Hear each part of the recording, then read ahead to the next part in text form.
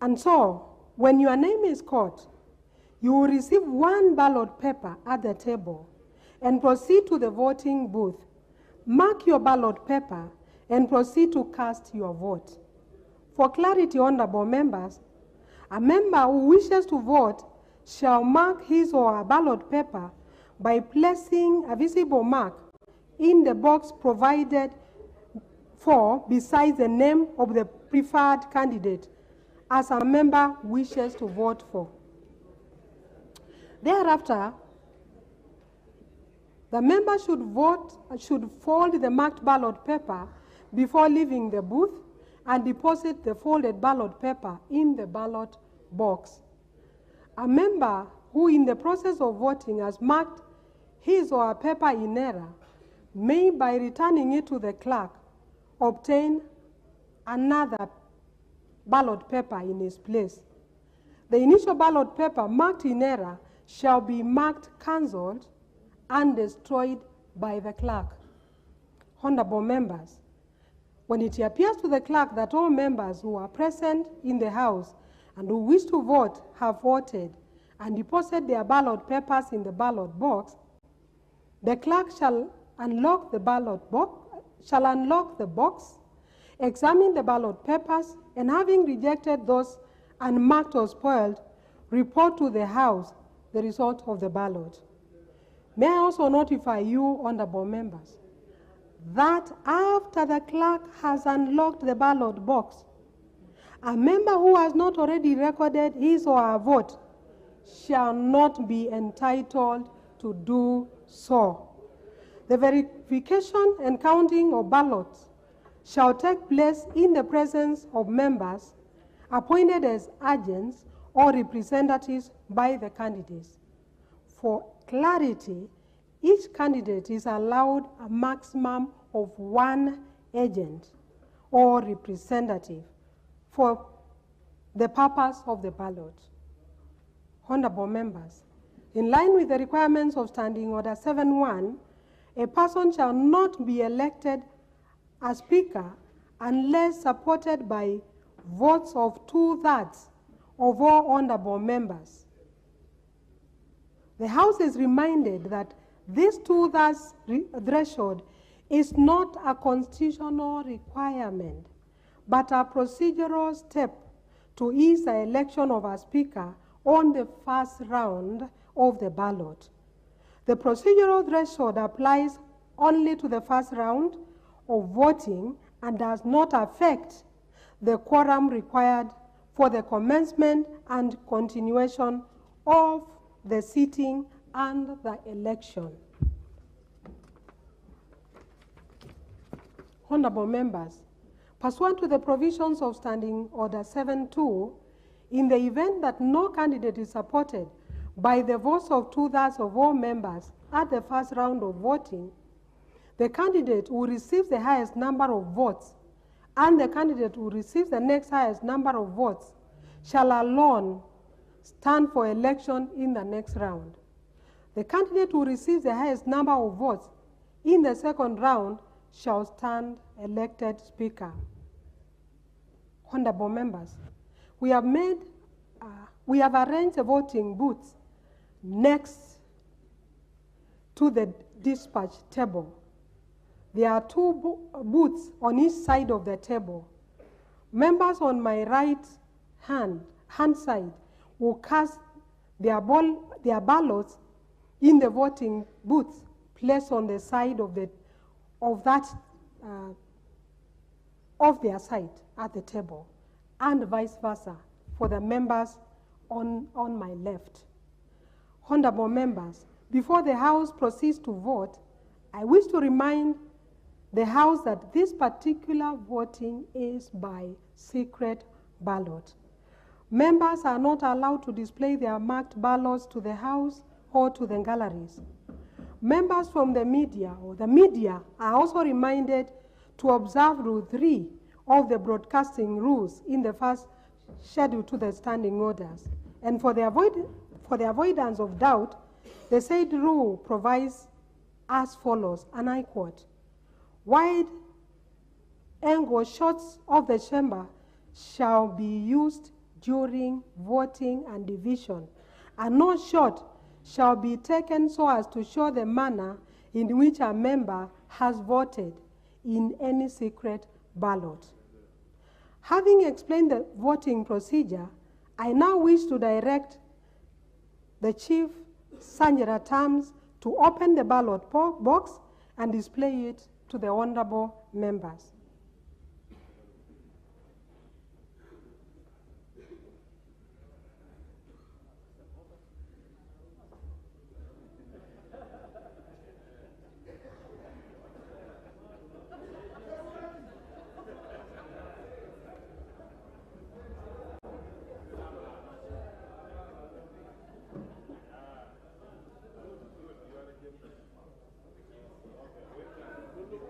Honorable members,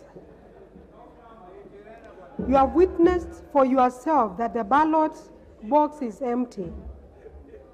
And I now direct the Chief Sanjara-Tams to close and lock the ballot box. The next step before we start to call out names for members to come and vote is to inquire of the House of any member designated by the candidates as their agent or representative, which is strictly one agent or representative per candidate. If any, I request them to step forward and approach the table so that we can proceed.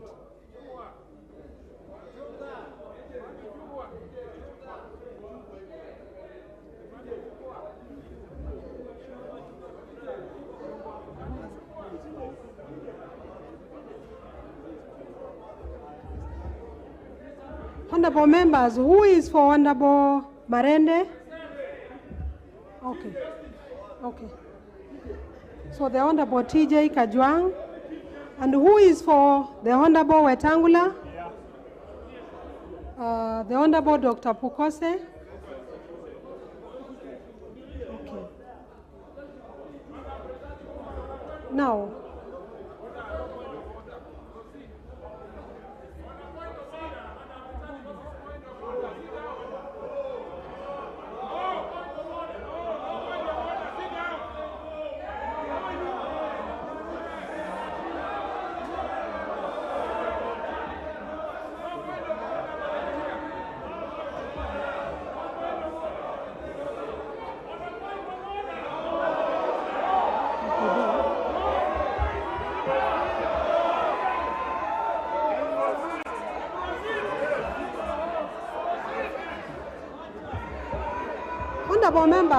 honorable members,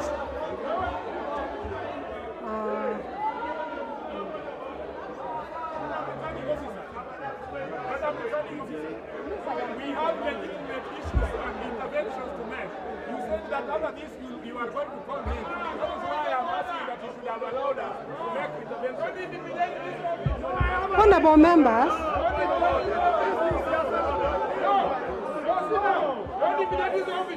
Those people that will sit down. We are going to make an intervention. Sit down. This man will sit down. members, please be seated so that I can guide the House. Just be seated. Take your seats. Take your seats, honorable members. I want to guide the House. I will allow a few interventions from the members before we proceed to the ballot. And I will now allow the Honorable TJ Kajwang yes.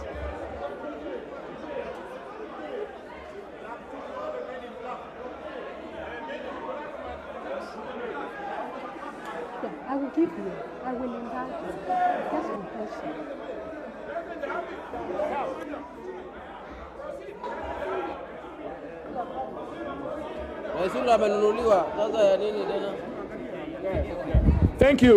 Thank you, Madam Returning Officer.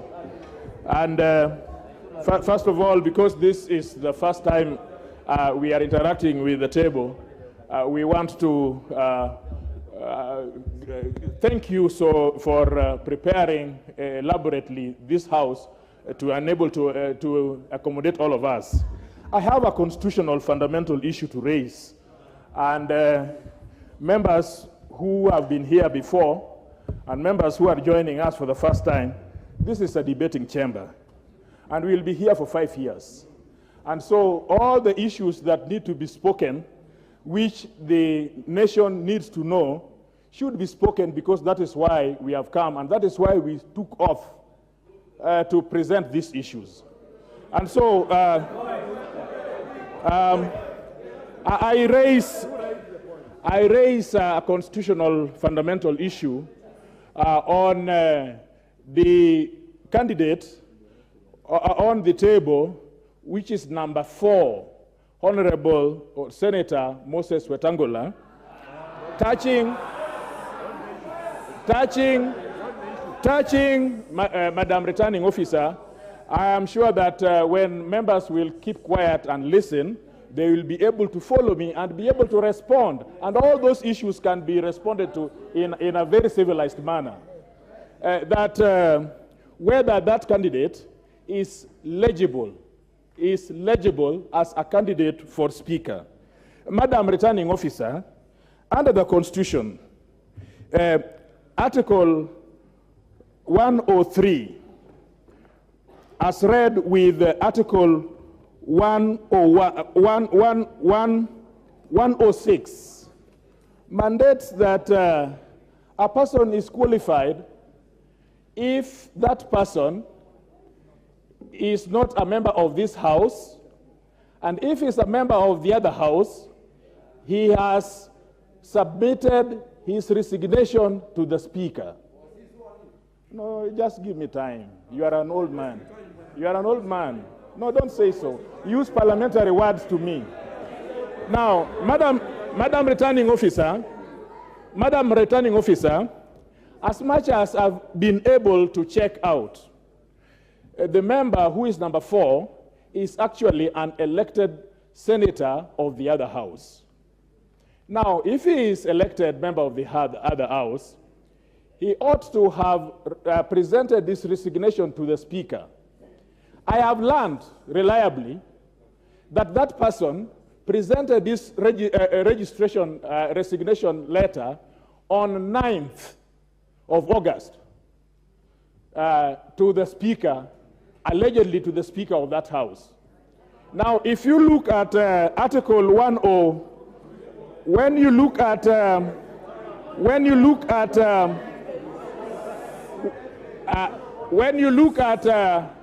allow me, order.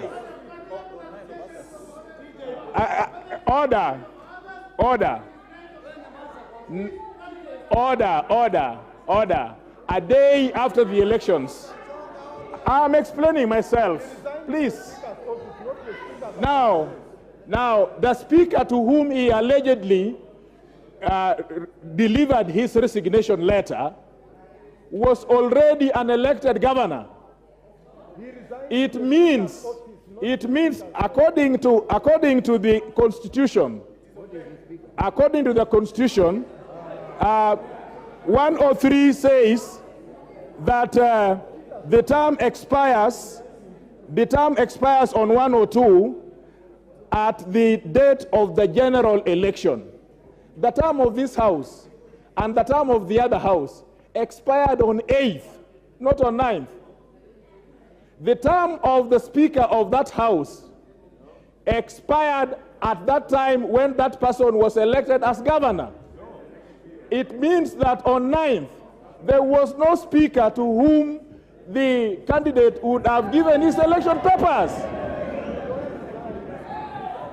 So the fact of the matter is that if you have an office without a substantive holder thereof, then that office is no office. So if, as I am reliably informed, that he tendered his resignation to an office without the substantive member being, the substantive holder of that office being validly in that office, then he resigned to no Speaker. I ask you, Madam Returning Officer, because this is a very, it is not, no, he's a returning officer. by law is a returning officer. That is what he is. Yes? This is an issue which is not only important to us, but important to all those other candidates who have a valid, some of them who are not in this house, who have a valid responsibility to ask. The last one, and this may draw a lot of protestation from somebody who does not like my thinking, and in this house, we must not like each other's thinking. The same person that is the candidate, there is a valid resolution of this house. There is a valid resolution of this house, which in record, saying that that particular person is not eligible to hold a public office in Kenya. Madam Returning Officer, this is a house of records. This is a house of records. There is a resolution of this house, passed by this house, implementable by this house, that the person should not hold a public office arising out of matters concerning integrity.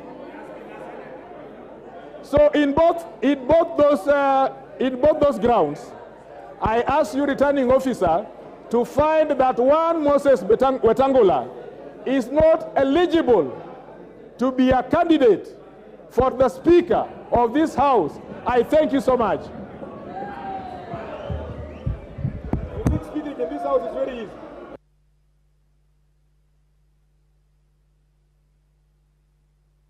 Honorable members, I will now allow the Honorable Ichung'wah to raise his point of order. Thank you, Honorable Clerk. And let me just begin by thanking the Honorable TJ Kajwang for that point of order. Although unfortunately, Honorable Clerk, and I would really beg this 13th Parliament that we allow each other time to be heard, because the Honorable TJ Kajwang has a right to raise whatever issue he wants to raise, and we all have a right to respond, and eventually the presiding officer will probably make a determination. But allow me to just go straight to some of the issues that the Honorable TJ Kajwang has raised. And it is indeed true that one can only be elected a speaker if you are not a sitting member of parliament. That includes members of the Senate. But it is also not true what the Honorable TJ Kajwang alleges, that the Honorable Senator Wetangula resigned on the 9th of August.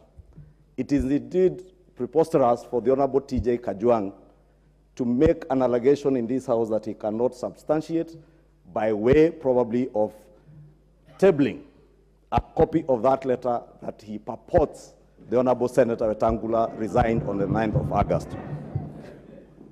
It is also in my know, Honorable Clerk, that the Honorable Moses Wetangula indeed resigned 2 days after the gazettement of senators by IEBC in the Kenya Gazette. And those are facts. And I want to believe, Madam Clerk, that in your office, you have a copy of that letter, which the Honorable TJ Kajwang does not have. What is purporting here can only be equated to what they said was opaque. Honorable Speaker, it is also not true that indeed when the Constitution that the Honorable TJ Kajwang is quoting says that the term of Parliament ended of the 12th Parliament ended on the 8th of August. It is true for the Honorable TJ Kajwang and myself and the Honorable Senator Wetangula, who was a senator in the 12th Parliament. But the office of the Speaker exists in perpetuity. And until another Speaker, today as we speak, Madam Clerk, Speaker J.B. Muturi is still the Speaker of the National Assembly until a new Speaker is elected this afternoon. Honorable Speaker, what's the Honorable TJ Kajwang, and he knows because he's a seasoned lawyer, he knows what he's telling the country on live television as a lawyer is not true, because the Speaker's office exists into perpetuity, and it will until and unless we elect a new Speaker. Speaker J.B. Muturi remains in office. In fact, as we speak, TJ Kajwang, you know Speaker Muturi is seated in his office and transacting business. Indeed, Honorable Speaker, let me not even belabor that point. Honorable Speaker, I just want to beseech that we do not spend a lot of time arguing things that could be described as rumors, hot air, things that are opaque. And Honorable Speaker, I would beg that you, Honorable Clerk, I would beg that you stick to the rules and procedures of this House and occasion the election of a new Speaker to progress without wasting much time. We saw these shenanigans in Bomas of Kenya. The same people who were in Bomas, some of them are here, Mr. Speaker, Honorable Chair, and I really want to beg that you do direct that we proceed. Thank you, Honorable Clerk. Honorable members, I will allow 2 more members. I will allow the Honorable Wandai. Yes, it's a different issue. Not about election of Speaker. Okay, then I will allow the Honorable Duale, please.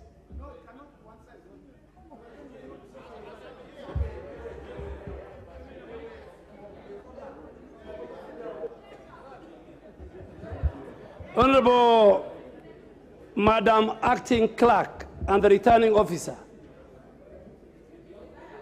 Madam Acting Clerk, and I think I want first to ask the House that it's great to welcome the new members and everybody here in the 13th Parliament.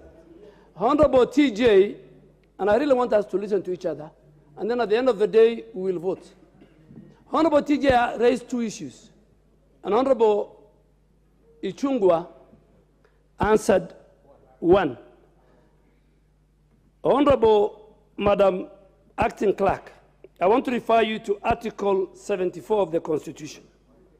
And it says, before assuming a state office, or acting in a state office, or performing any function of a state office, a person shall take and subscribe the oath of or affirmation of office in a manner and form prescribed by the 3rd schedule under an Act of Parliament. Madam Acting Clerk and the presiding officer for this afternoon, until this morning, before I took an oath as a member for Garissa Township, I was not a state officer. And in that consequence, the Honorable Moses Masika Wetangula ceased to be the senator for Bungoma on the 9th of August 2022. From the 9th of August to this afternoon, the Honorable Moses Masika, before he submitted his resignation, is a senator-elect. Is a senator-elect, and so is not a state officer. And in that consequences, Madam Acting Clerk, in fact, my submission to you is that based on Article 74 of the Constitution, and that you become a state officer on the basis when you take an oath or an affirmation, Honorable Moses Wetangula, senator-elect, was not under any legal or constitutional obligation even to resign. Resign from what? Resign from what? Because he is not a state officer. 2, Madam Speaker, and that is based on Article 74 of this Constitution. 2, Madam Speaker, the Honorable TJ has raised a report, an advance report of this House, a resolution of this House that indicted Senator-elect and the candidate of this afternoon. Madam Acting Clerk, I want to prove to you that I had the privilege and to be a member of that 10th Parliament, in which Honorable T.J. Kajwang was not a member. And that report was done by the Defense and Foreign Relations Committee, in which a ranking member was the chair, the Honorable Eden Kainan. And based on that report, the Honorable Moses Wetangula stepped aside. Madam Acting Clerk, you know resolutions of this House is always based on further investigation by other agencies within the criminal justice system. That this House doesn't have the tools and the equipment to do a serious investigation. So the resolution of this House was sent to other bodies, the way we do, to the DCI, to the Auditor General, to the AACC. And I want to confirm that those agencies have cleared Moses Masika Wetangula and President Kibaki reappointed Moses Wetangula back to his ministerial position. So, Madam Speaker, facts speak for themselves. And Mr. Speaker, let us not use the law selectively. Speaker, we need to vote. Today, we have an opportunity, Madam Speaker. All of us sitting here, apart from the nominated members, we have been dealing with the voters. But today, we are voters ourselves. And we must exercise our constitutional right as 349 members. The law is very clear. Even if, and I want to challenge, even if Moses Masika Wetangula did not resign and did not brought you a resignation letter based on Article 74 of the Constitution, the Honorable Moses Wetangula is not a senator of the 13th Senate, of the 3rd Senate, because he has not taken the oath of office. And the moment all of us took an oath of office this afternoon, from morning, we now become state officers, so that you can resign. So, Madam Speaker, let us not have a debate. Let us give chance. These members have an opportunity. They have a constitutional right. Madam Acting Speaker, we have a very daunting task ahead of us. So that report was not tabled. I think myself, Honorable Bandi, Honorable Kainan, there are very few of us who are in the 10th Parliament who know that report. So let us, those who want to vote for Kenneth Marende, I have served under him as a speaker. Those who want to vote for Moses Masika Wetangula, they will vote for him. Let us stop the shenanigans and sideshows. Like the Senate, let us go and have a speaker so that next week we go to orientation and we start implementing the Kenya Kwanza Hustler Fund as fast as possible. Honorable members, before I rule, it is only fair that I have given 3 members on this side to speak. I will give 3 members on this side to speak. You okay? You okay? Okay. Okay then.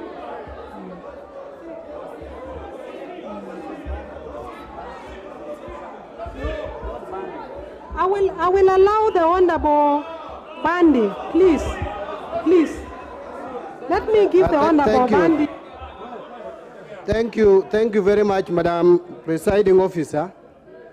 Madam Presiding Officer, allow me also she's presiding over the elections. She may be returning officer. I don't know whether she was gazetted or she gazetted herself. But I also want to take this opportunity to congratulate all members who have made it to the 13th Parliament. I know it was not easy, but having said that, Allow me just to say one thing.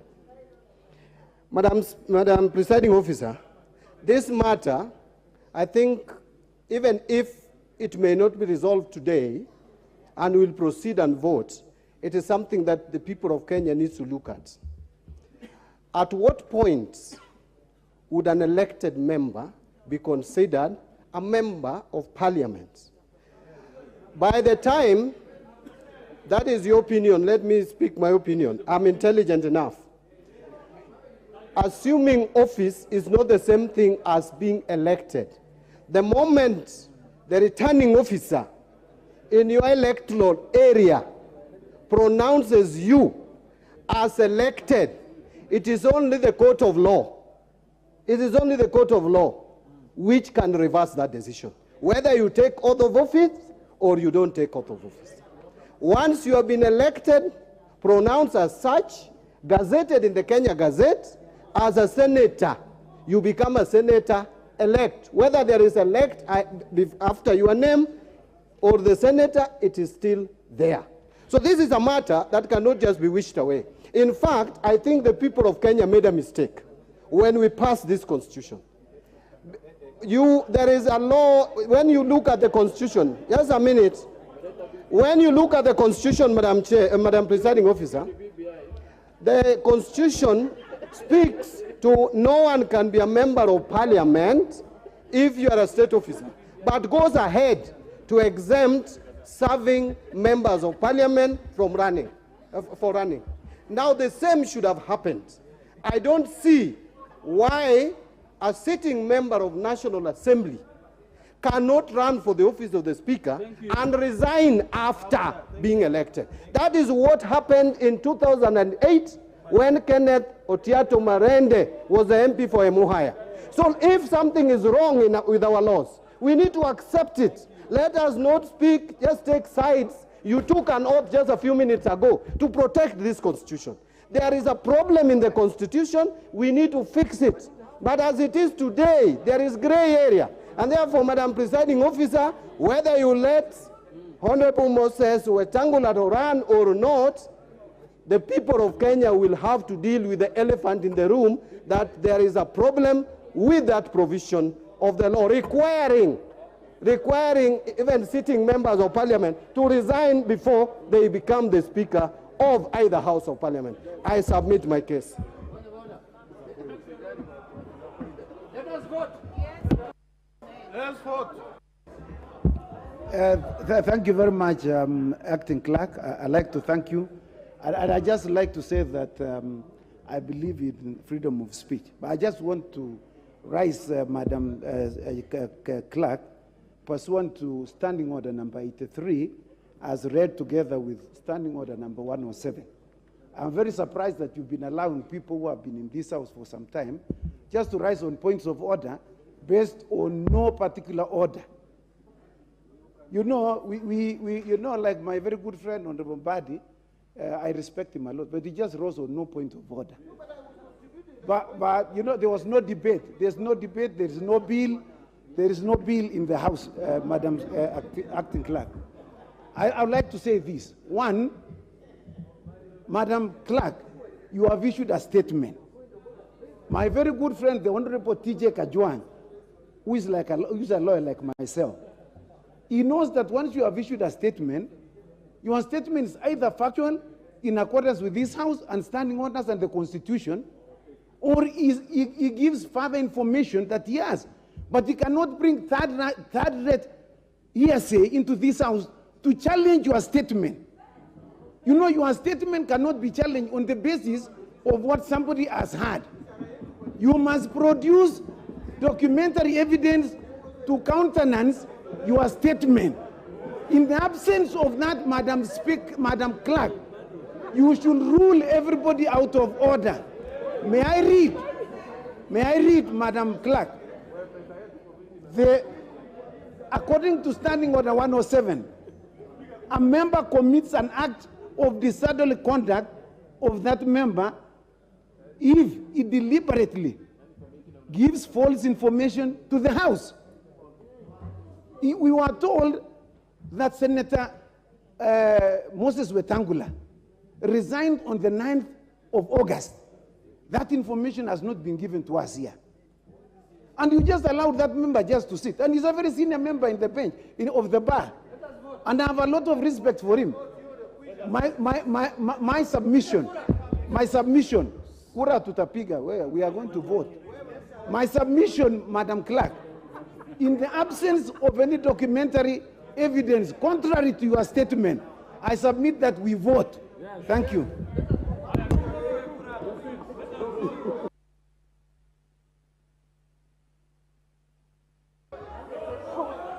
Honorable members, I would like to respond to the issues that have been raised. Yeah.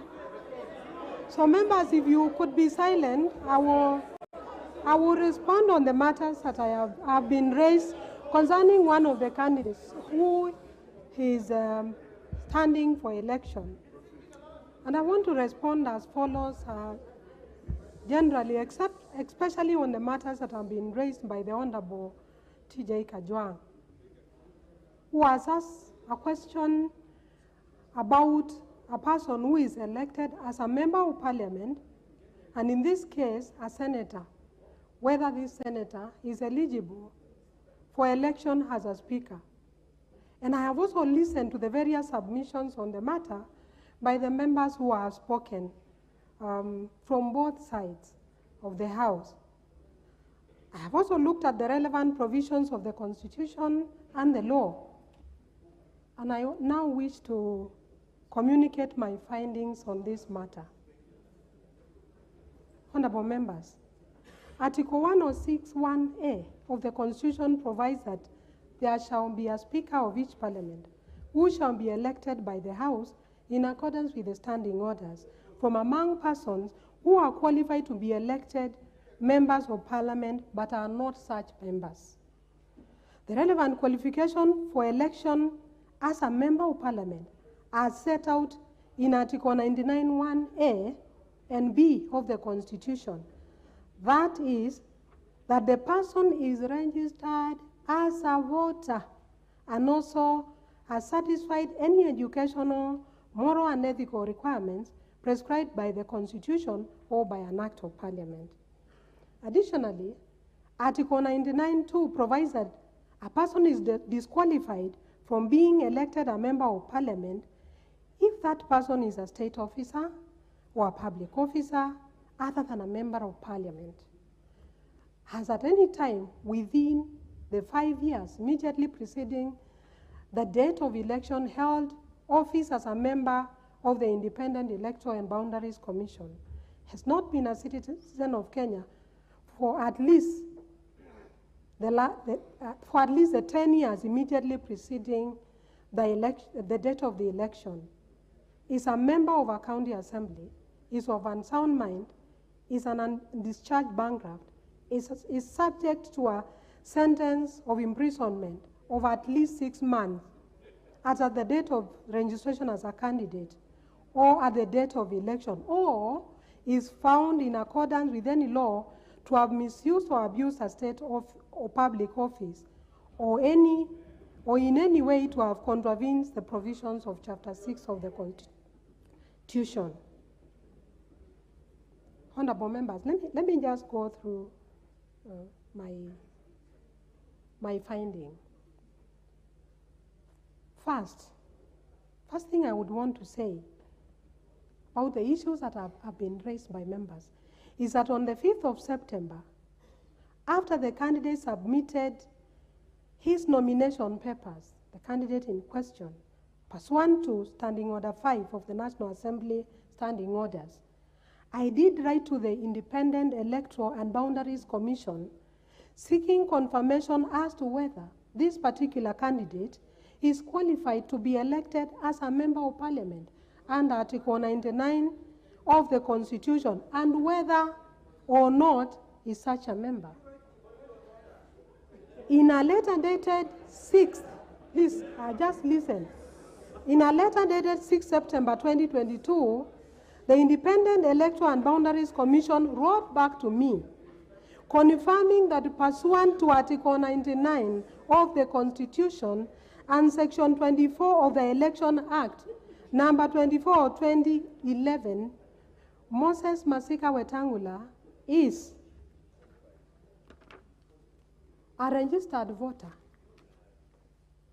Fact number 00, 105, 121, 119, 09, 45, 11 in Kambuchai constituency. And the and the IEBC indicated that he is duly qualified to contest for election as Speaker of the National Assembly. Honorable members, as you all know, the IEBC is a body established by Article 88 of the Constitution of Kenya and charged with the registration of voters and registration of candidates for election.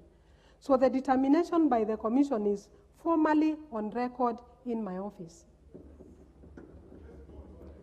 Secondly, honorable members, now allow me to draw you to Article 74 of the Constitution, which the Honorable Duale has made reference to, and which provides that before assuming office, or a state office, acting in a state office or performing any functions of a state office, a person shall take and subscribe the oath or affirmation of office in the manner and form prescribed by the third schedule or under an act of parliament.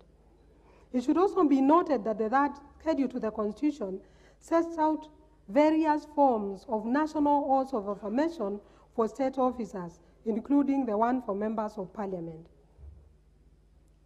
Honorable members, a comparative glance, even at jurisdictions elsewhere in the world, and I would like to quote the United Kingdom, a member of parliament is not deemed to be a member until that person has taken the required oath of office.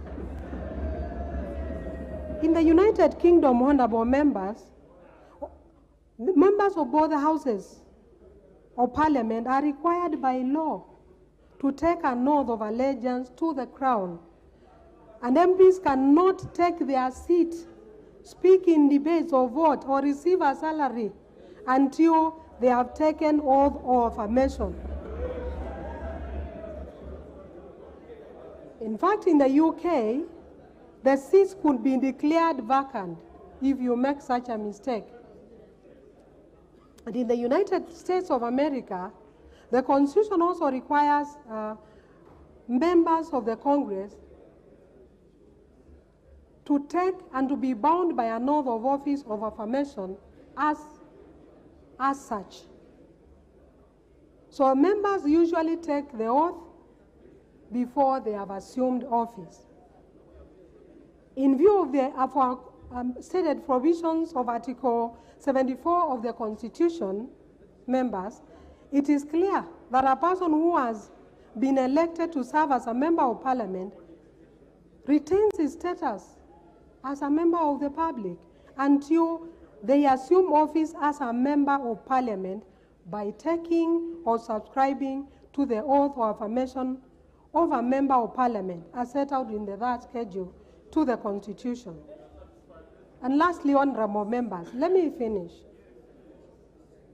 In any event, even if we were to overlook the provisions of Article 74 of the Constitution relating to the assumption of office, as I have enumerated, and argued that there was need for the senator to resign from office, may I now confirm that I am in receipt of a letter dated 29th August, written by the Honorable Moses Masika Wetangula, addressed to the Speaker of the Senate, in which he communicated in writing to the Speaker of the Senate his decision to resign from his position as a senator-elect for Bungoma. Now, this letter is addressed to the office of the Speaker of the Senate, which by virtue of the provisions of Article 106(1)(2) only became vacant when the new Senate first met today. So the spirit of the Constitution espoused under Article 103(1)(c) is that the seat automatically becomes vacant upon receipt of the resignation of a letter, and there is no corresponding obligation imposed on the Speaker to accept or decline the resignation. Therefore, honorable members, in the present circumstances and guided by the provisions of Article 74 of the Constitution and the letters from the Independent Electoral and Boundaries Commission and from the Honorable Moses Wetangula, I have satisfied myself that the Honorable Moses Masika Wetangula is qualified for election as the Speaker of the National Assembly. The House is accordingly guided.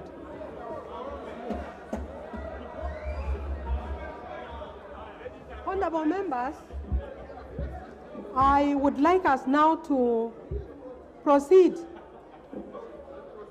I would like us to proceed now to start the process of voting. And I now invite the Deputy Clerk to call out the names, after which, when your name is called, you will be issued with a ballot paper, and we shall proceed with voting. Thank you.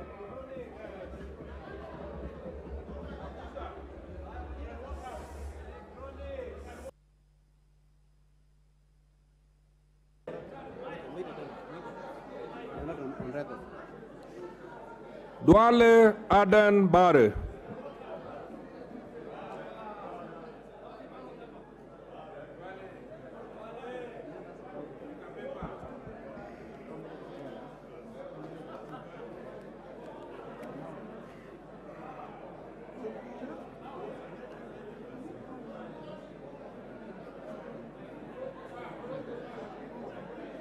The people with disabilities.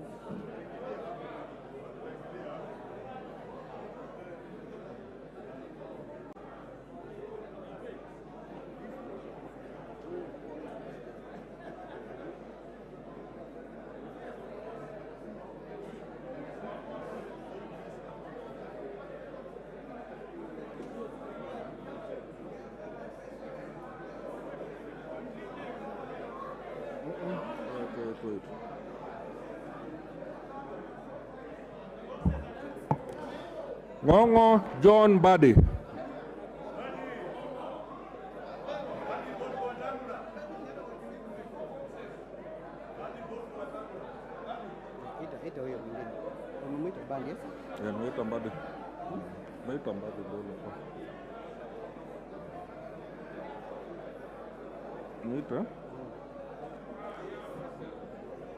Maalim Farah.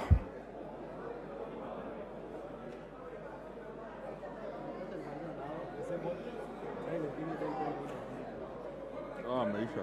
Disability.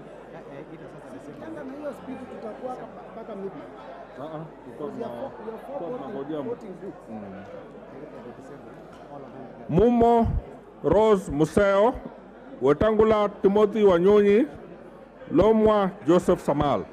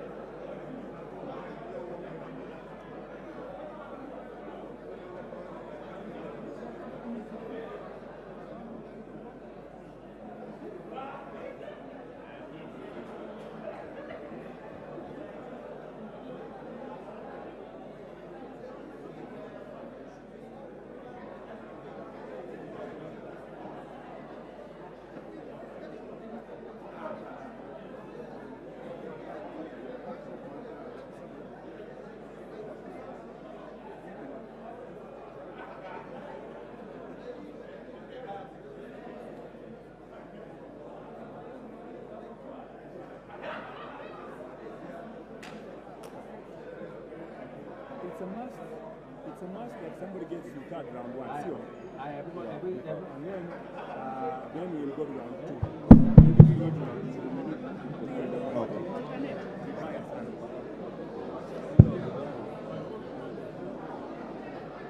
Sir, use this one. The other one is not audible.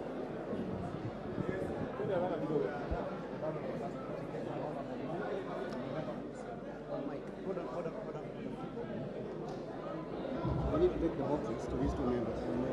Honorable members, I will allow the clerks to take the papers to the members with disability, please.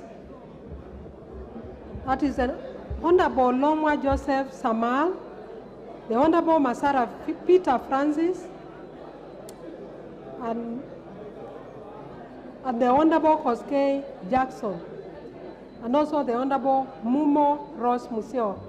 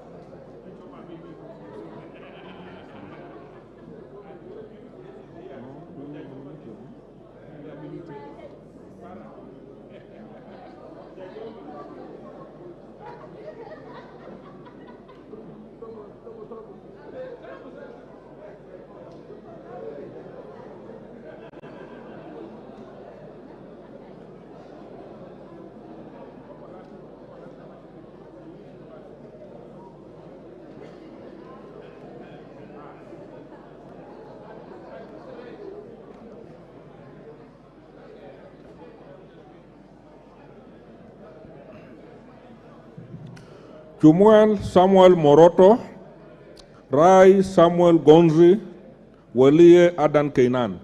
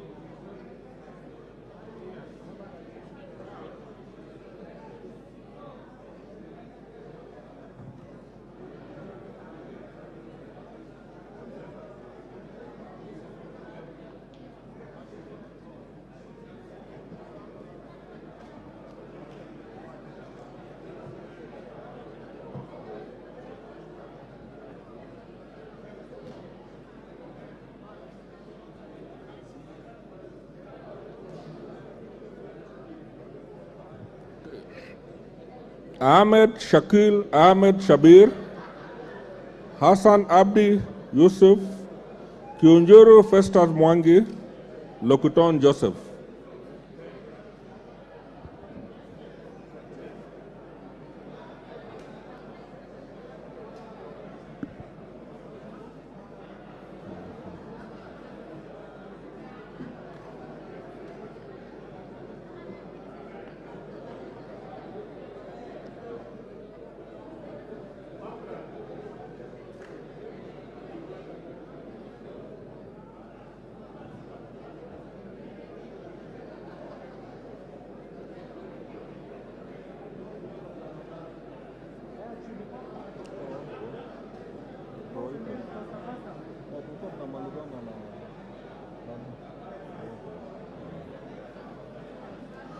Mbiuki Jafet Biriki Kareke,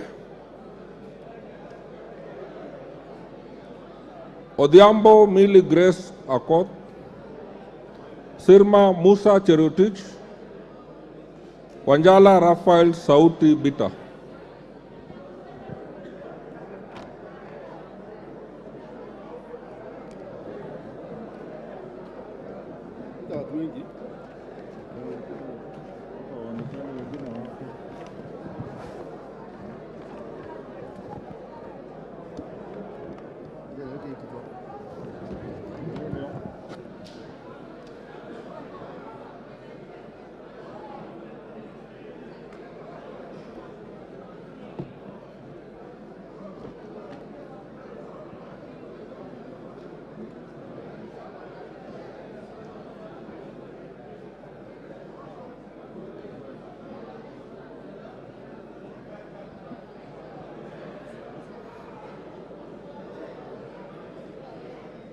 Abdul Rahim Dawood, Arama Samuel, Aramat Lemanken, Badi Twalib.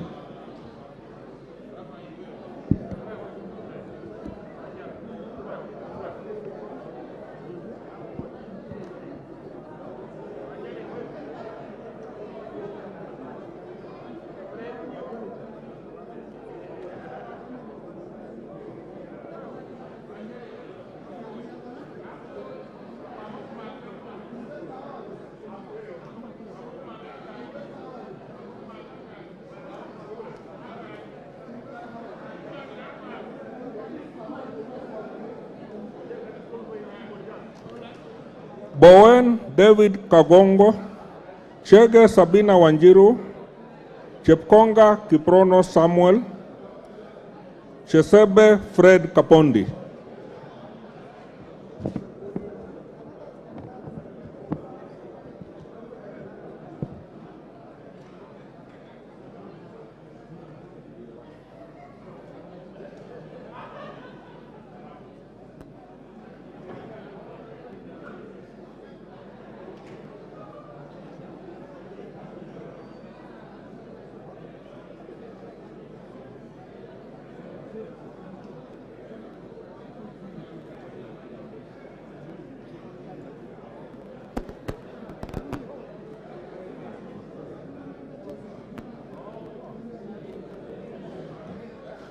Francis Kajwang Tom Joseph, Gakuya James Mwangi, Gikaria David, Gimose Charles Gumini.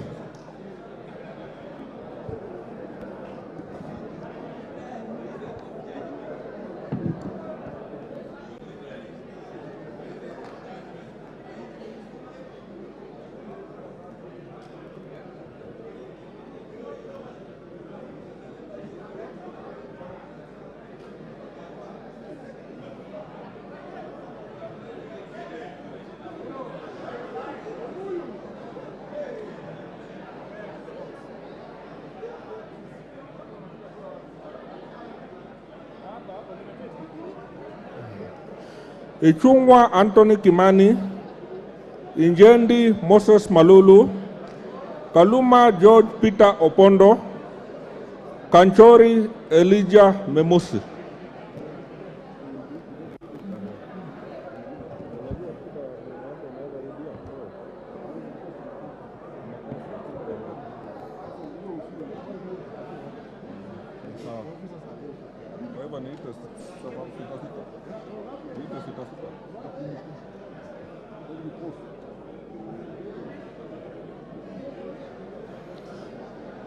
Kiaraho David Njuguna, Kihara Jane Wanjiru Njeri, Kingola Patrick Makau, Kibuot Julius Meli, Kipiogon Johanna Ngeno.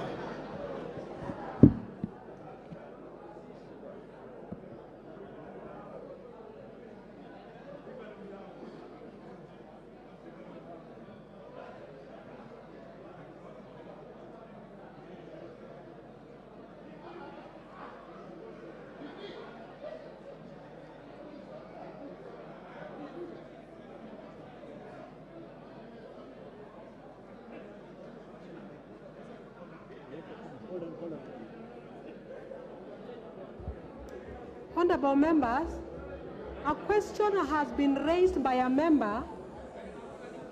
I just want to give you guidance because a member has raised concern about how to mark the ballot paper. And the standing orders 6 of our National Assembly standing orders provide that you are supposed to mark the ballot paper by placing a mark in the space opposite the name of the candidate. I would urge members to put a tick or an X, but any other mark would be a mark. But put an X or a tick, but just a mark would be sufficient. You will not be disqualified. Yes, yes. Put a mark inside the place provided for you to mark. I would appreciate a tick or an X, but any mark is accepted.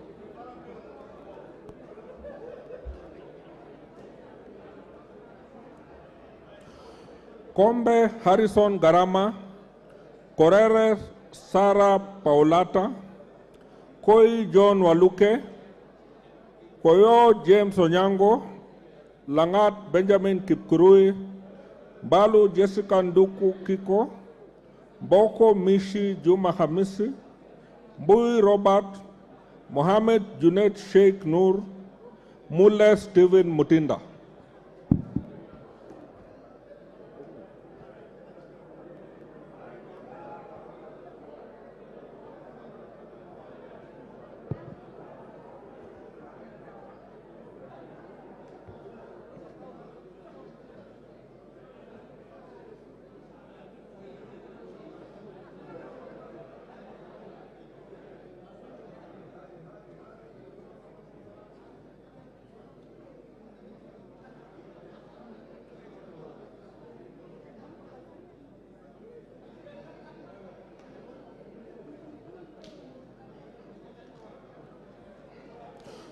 Mulu Makali Benson, Musau Vincent Musioka, Naika Johnson Manya, Nanok Daniel Epuyo, Nyamai Recho Kaki, Nikal James Wambura, Ochieng David Ouma, Odanga Geoffrey Makoha,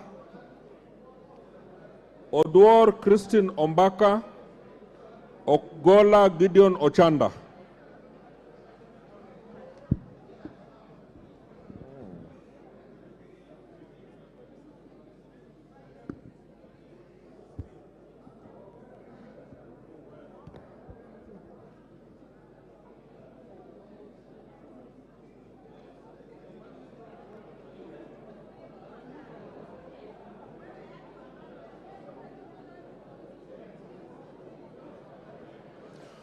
Owor Joshua Aduma, Kosing David Lesiaku, Pukose Robert, Raso Dido Ali, Robi Mataz Nyamabe, Shimbwa Omar Munyi, Shinyali Bernard Masaka, Sitati Daniel Wanyama, Sudi Oscar Kipchumba, Sunkuli Julius Lekakenyi.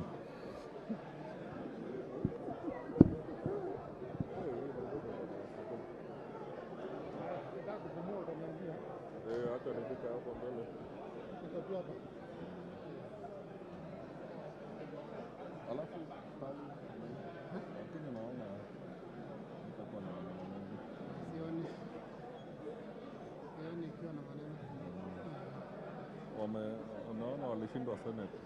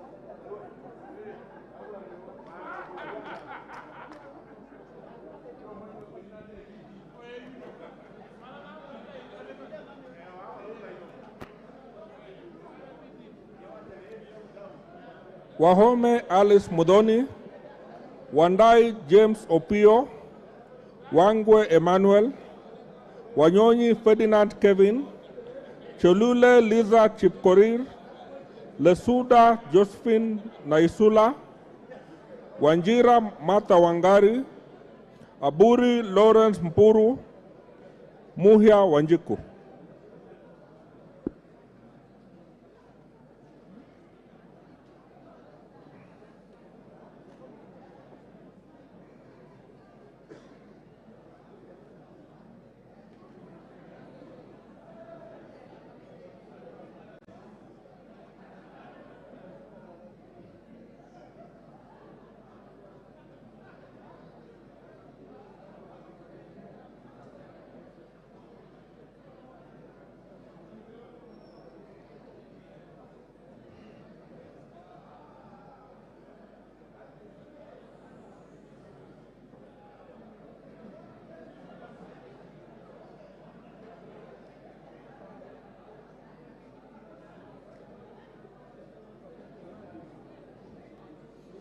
Oundo Wilberforce Odiambo, Abdullahi Bashir Sheikh, Adagala Beatrice Kahai, Akuja Protas Ewasit, Alpha Miruka Ondieki, Amolo Paul Otiende, Atandi Samuel Onuga, Badar Salim Faisal, Baya Owen Ya, Bedzimba Rashid Juma, Buyu Rosa Akinyi.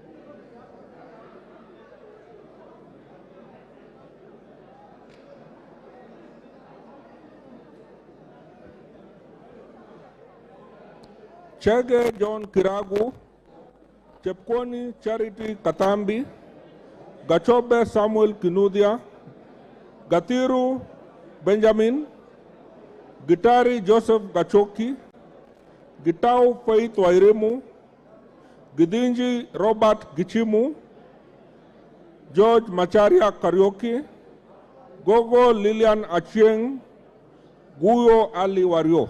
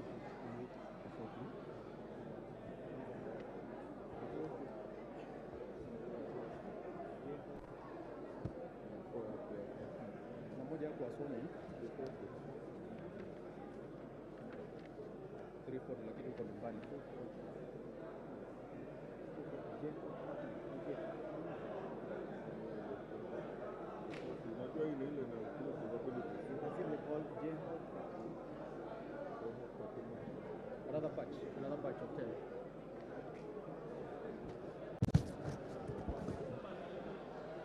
Jeho Fatuma Abdi, Hassan Kulo Maalim, Hiribae Said Buya, Kagesi Kivai Ogesi, Kahangara Joseph Mburu, Kalasinga Joseph Simiu Wekesa Majimbo, Kamene Joyce, Kamuren Charles, Kandie Joseph Chebiogon, Karani Stephen Washira.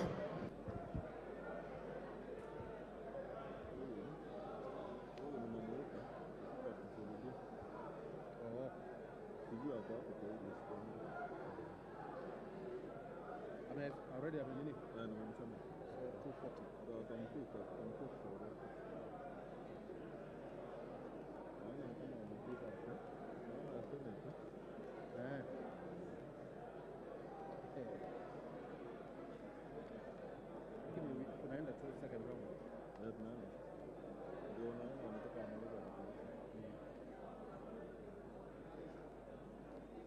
340 also has not been sworn in. Again, you have to pick up 340.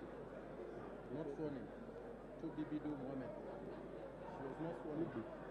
Bidu. 340. But I open in Bali and mwingine tunaongea. Ngoja. Ndio nilifika hapo. Ngoja. Hawa wako wengi sana. Namba 49 mbona nimepitwa? Naika 49. Uliitwa. Niliitwa. Nenda tu upige. Ingia tu pale. 49. Nimekuja.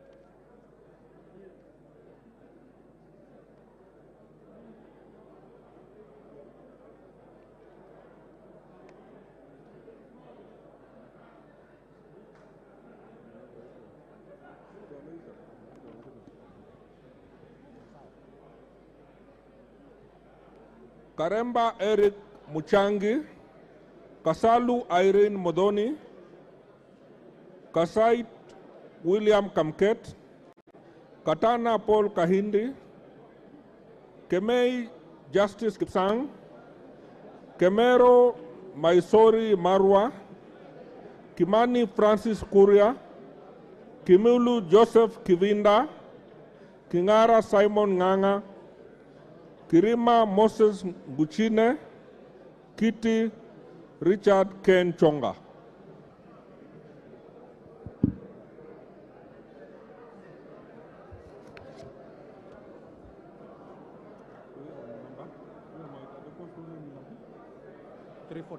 But I realized this one is different.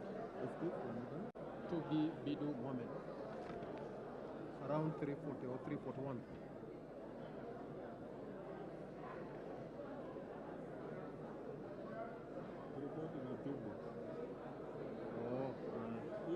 That is that one was sworn in.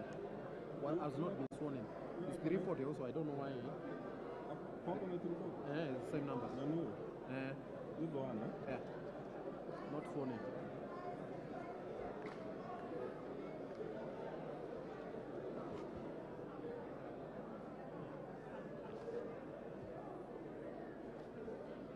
Hapo umefika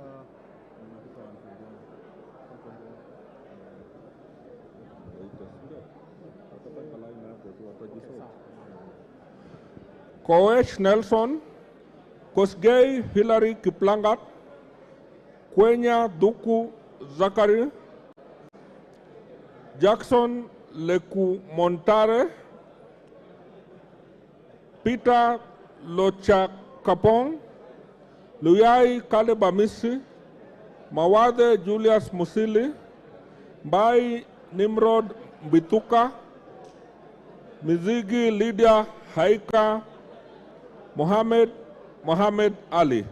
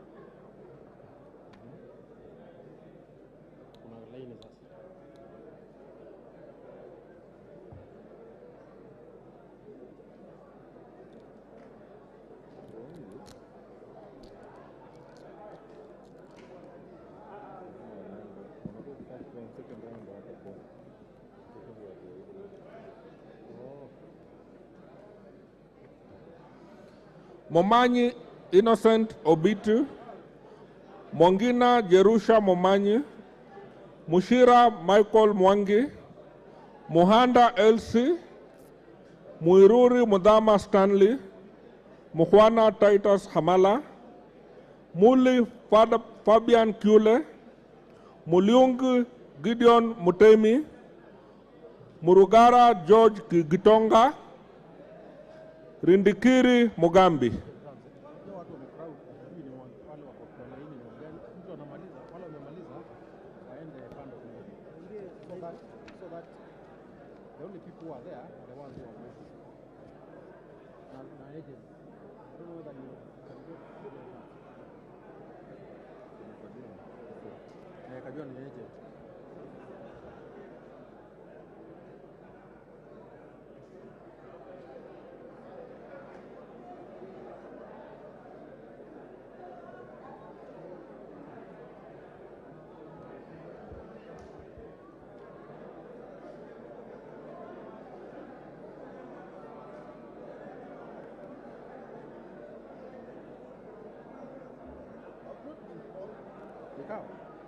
No, we are almost there.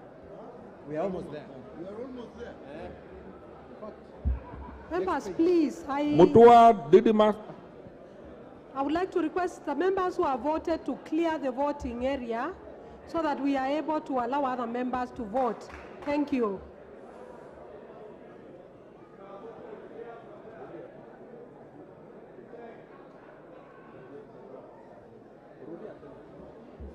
Members, please, once you have voted, clear the voting area to allow other members to vote. Thank you.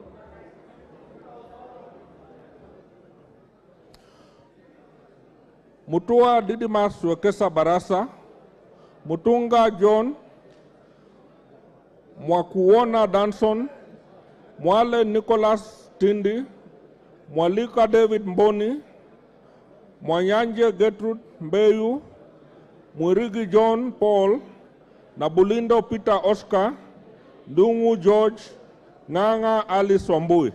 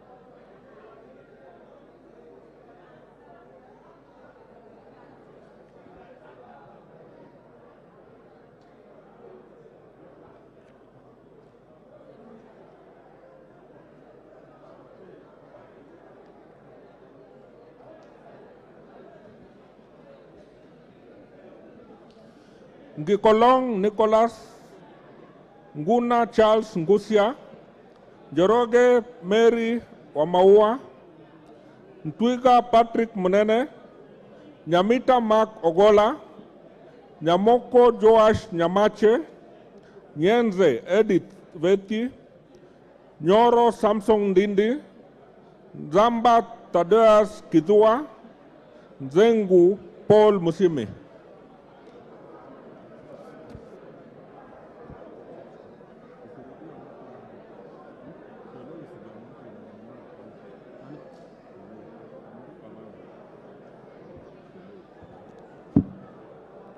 Which number? Oh.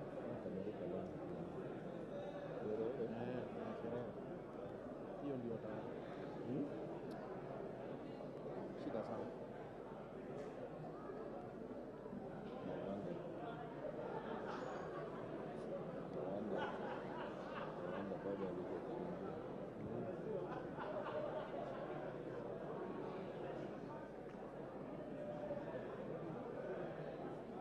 So you note there.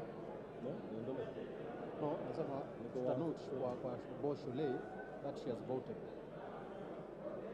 But she? Lakini utasoma tu. Utasoma tu because they are crossing. So she cannot vote twice.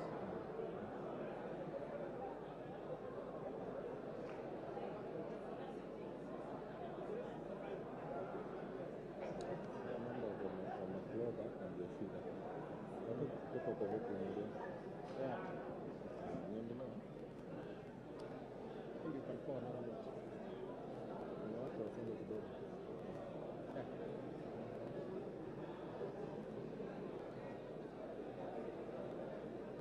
Another one.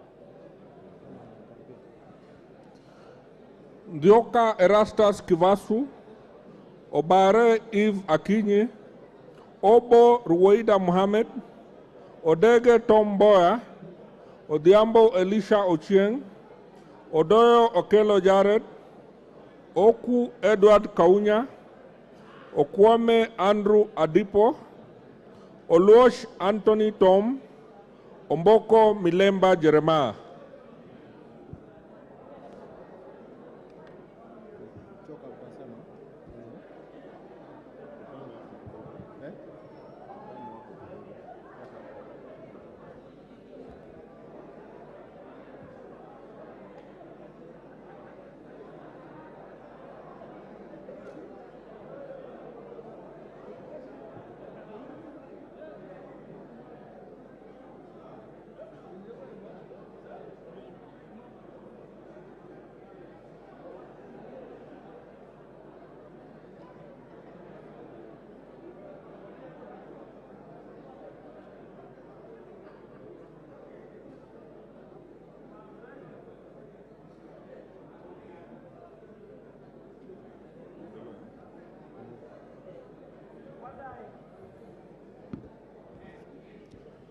Omwera George Aladwa, Ongili Babu Owino, Onyego Silvanas Osoro, Otucho Mary Emase, Owino John Walter, Owino Martin Peter, Oyula Joseph Maero, Pasaris Esther Modoni, Paul Abuor, Risa Sankuya George.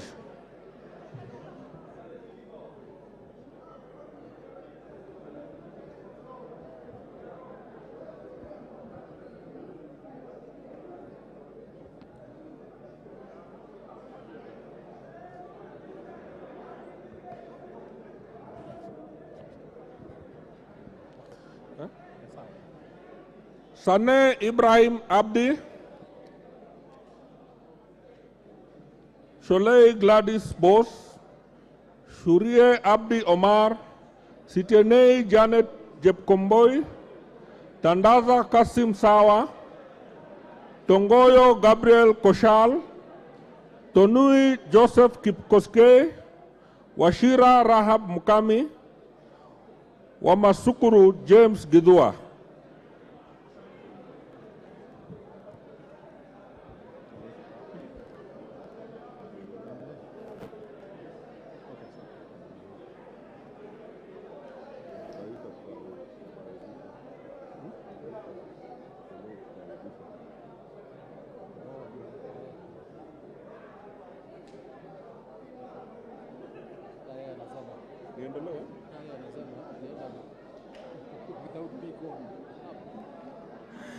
Wambilianga Catherine Nanjala, Wamuchomba Gadoni, Wangaya Christopher Aseka, Wanjiku John Juguna, Waweru John Kiarie, Were Charles Ongondo, Yegon Brighton Leonard, Yusuf Adan Haji, Elachi Beatrice, Naomi Jilo.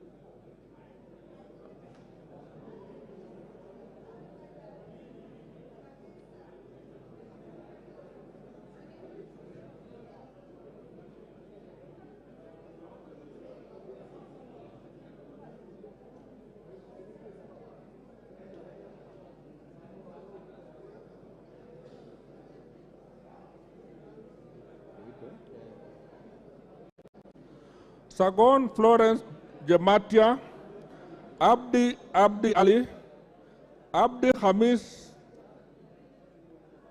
Abdirahman Hussein Mohammed, Abdirahman Mohammed Abdi, Abdullahi Amina Dika, Aburi Donya Doris, Ado Mohammed Adan, Ali Abdisarat Khalif, Barasa Patrick Simiu, Barongo Nolfason Obadia.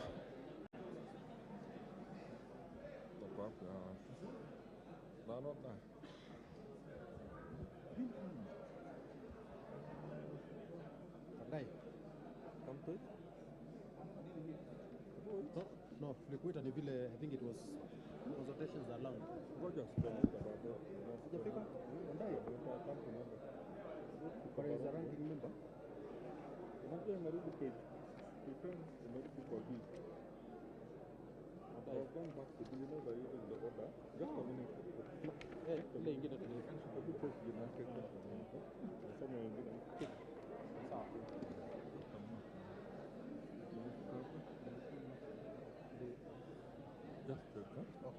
Bare Hussein Abdi, Bato Phyllis Jepkemoi, Basil Robert Ngui, Diego Paul Kibuchi, Bisau Morris Kakai, Bona Mumina Golo, Busia Ruth Adiambo Odinga, Buire John Okano, Caroline Jepto, Chebor Paul Kibet. Liquid, much more, 72. 72? Just get him to the line.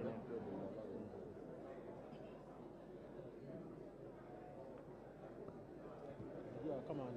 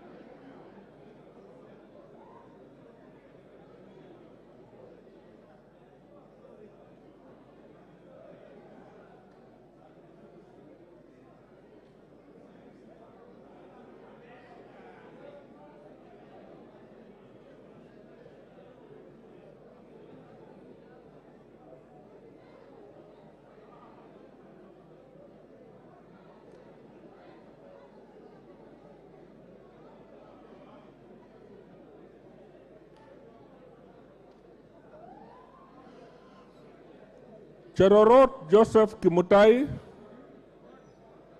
Chiforomodo Mangale Munga, Chimba Zamzam Mohammed, Denar Joseph Hamisi, Dabolen Pamela Njoki, Emate Joseph, Farah Yusuf Mohammed, Gachagua George N., Gichoi Kagucha John Philip, Gichuki Edwin Mugo, Gisairo Cliff Ombane.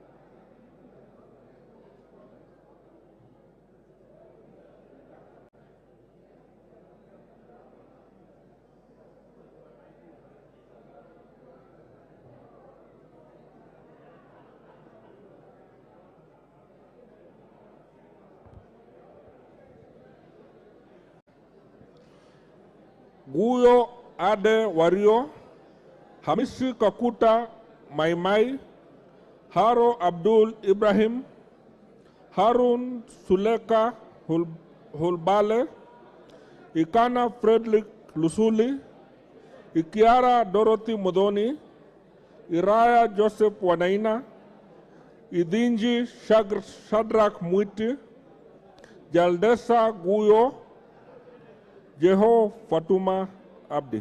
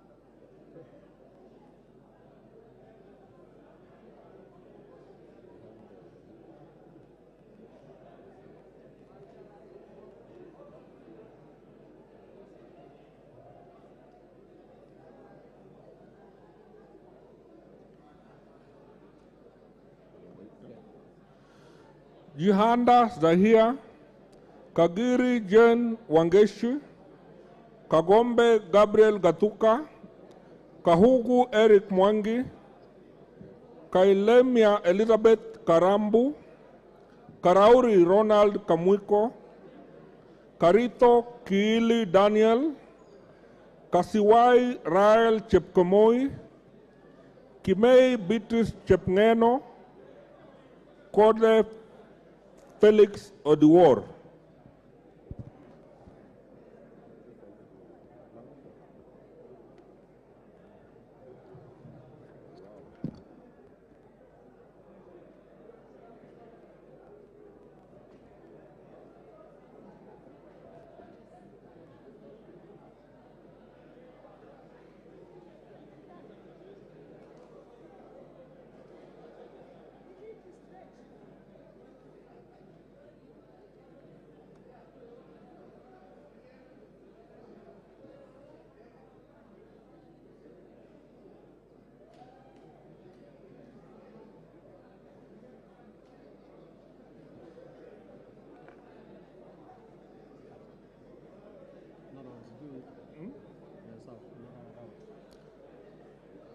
Kiamba Susan Dunge, Kibagendi Anthony, Kihungi Peter Irungu, Kilel Richard Cheriot, Kipkoech Gideon Kimayo, Kipkoros Joseph Makilap,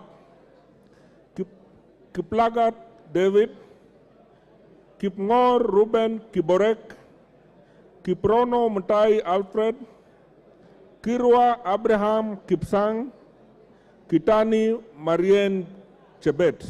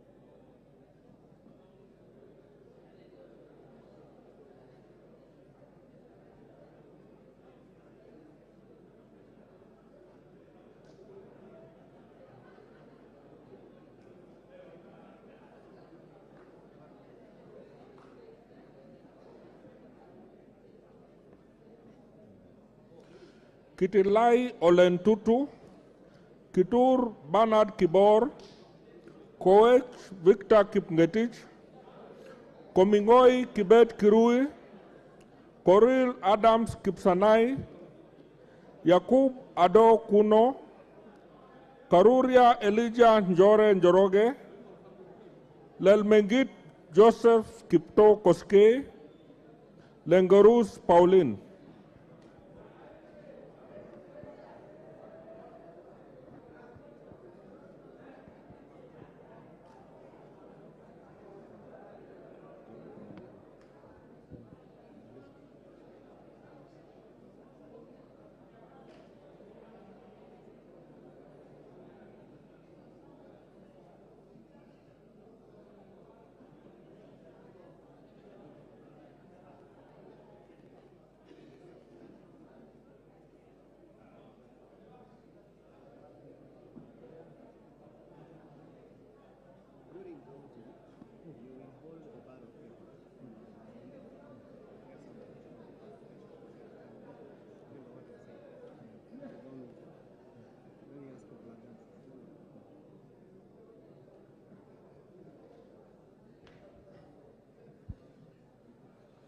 Letipila Dominic Eli, Lynette Chepkorir, Logova Sloya Clement, Titus Loti, Mnaiba Julius Taitumu,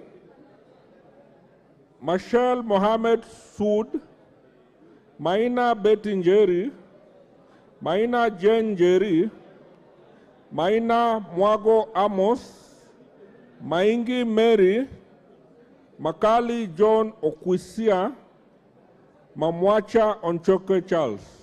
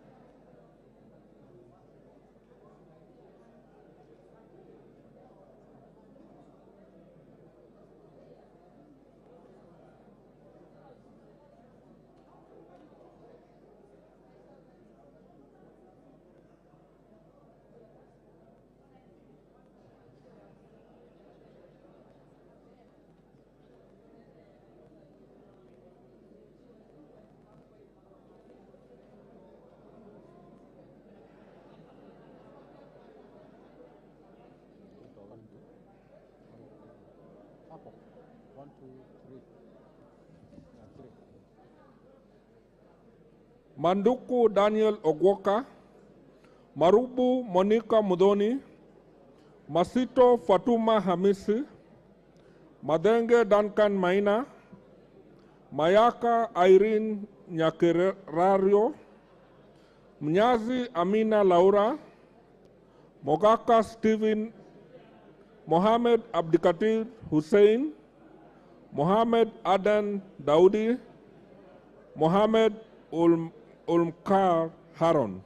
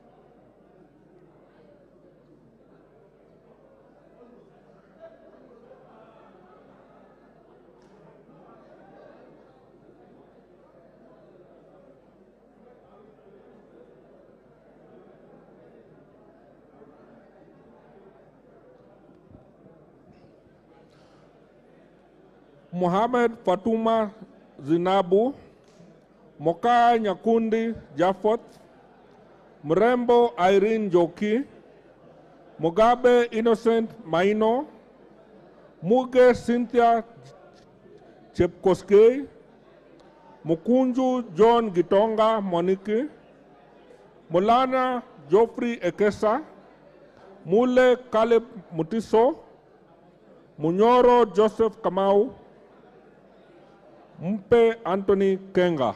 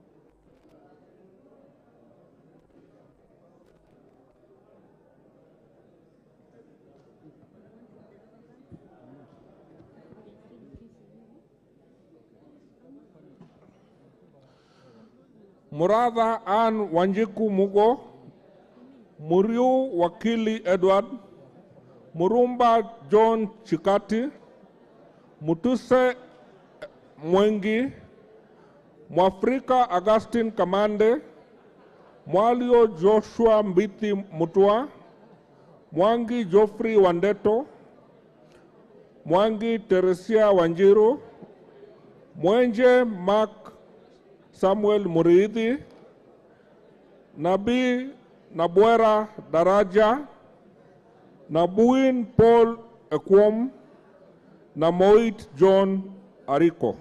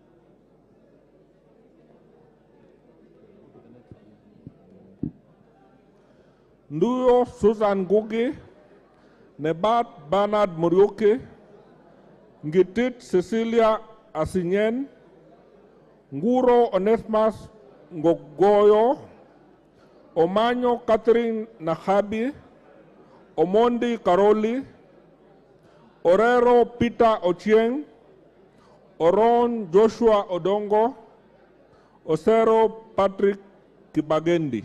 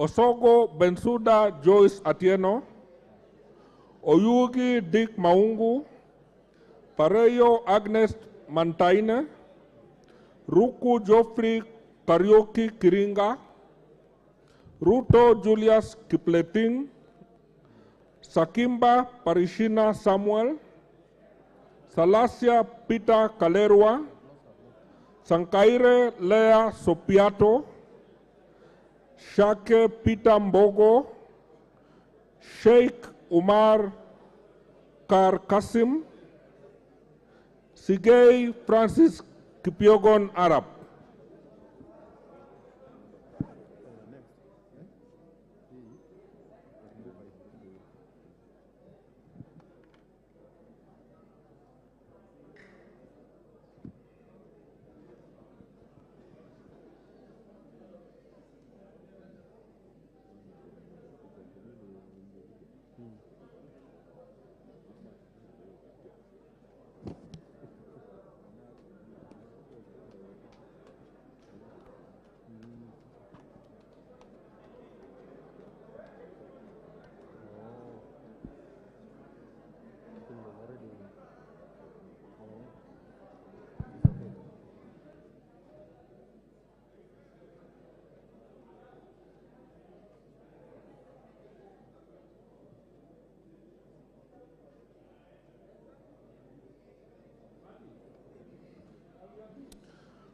Siad Amina, Sioi Lilian Chibet, Tonkeir Rebecca, Toroitish Timothy Kipchumba, Tungule Charo Kenneth, Wanaina Anthony Njoroge, Wanaina Michael Wambugu, Waidaka John Machua, Wamboka Nelson Jack.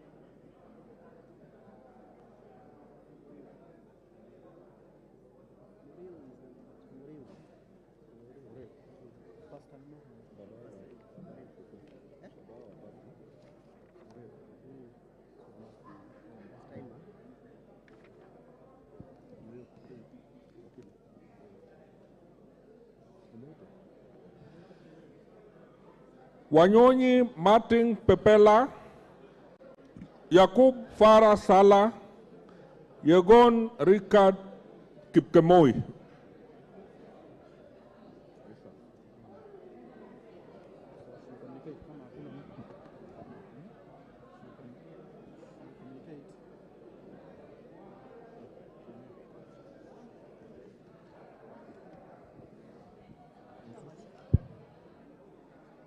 She asked them to take their seats.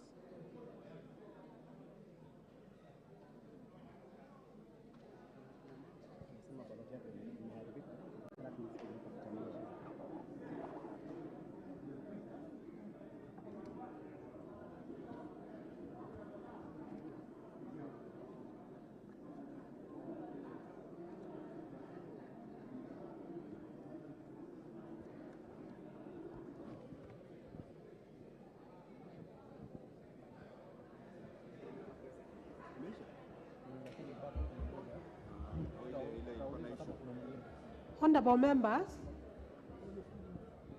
we are almost coming to the conclusion of the voting.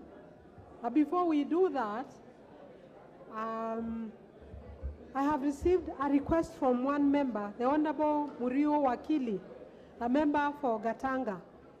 He has indicated to me that he has spoiled his ballot. I will indulge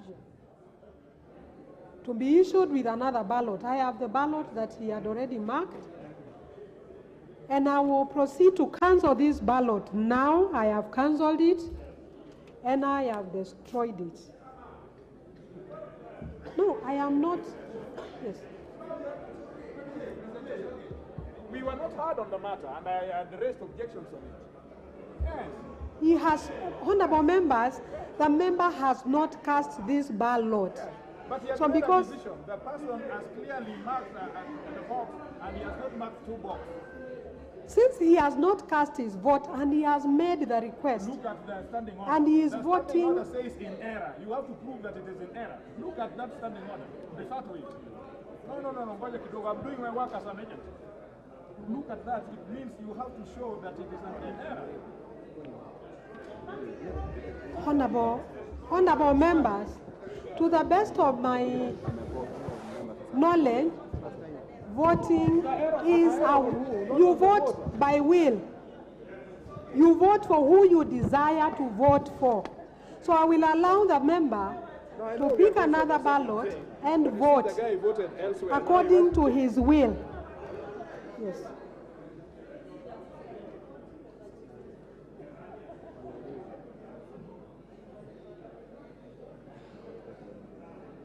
Now, Dombi, has that ballot been registered as a spoiled ballot? Yes. As a spoiled ballot? So the person is not entitled to a reissue? No, he has been reissued. In fact, he has Hii voted. sheria gani sasa nyinyi He mnafanya? has voted. Hata ya Chebukati si hivyo. If you have spoiled your ballot box, huwezi kupata kura ingine. The communication was if you spoiled, you are reissued with a new one. Murui Wakili Edward. Share vote. Huh? The vote. It's cast. So,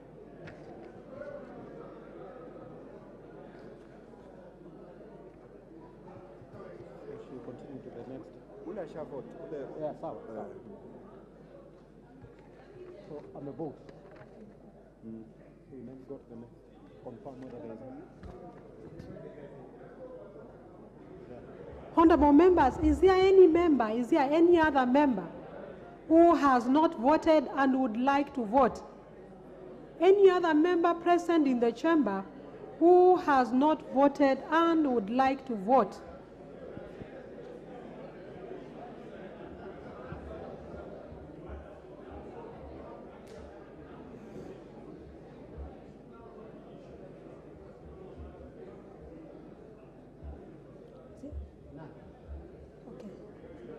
So, honorable members, it appears to me that the last ballot has been cast.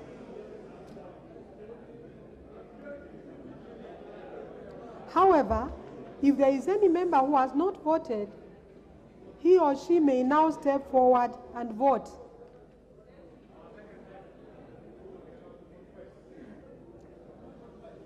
Is there any?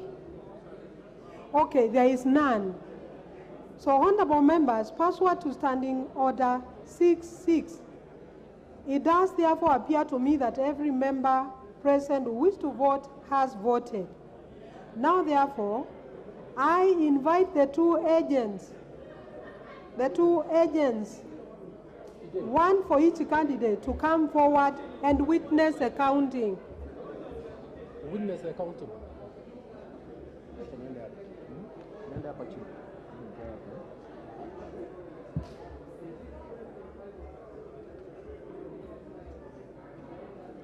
I see the agents have stepped forward.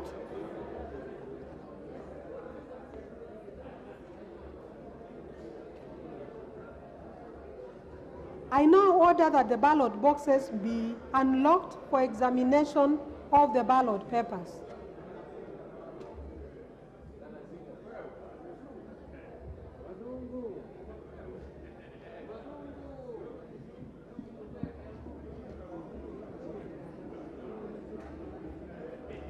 And I further direct that each ballot paper be examined once the boxes are opened.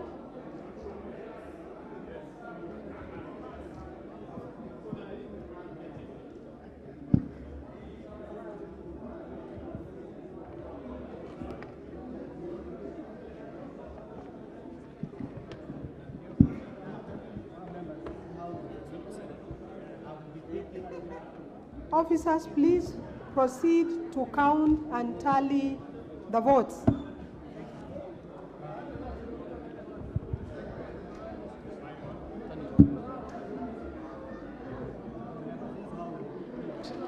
How will, Is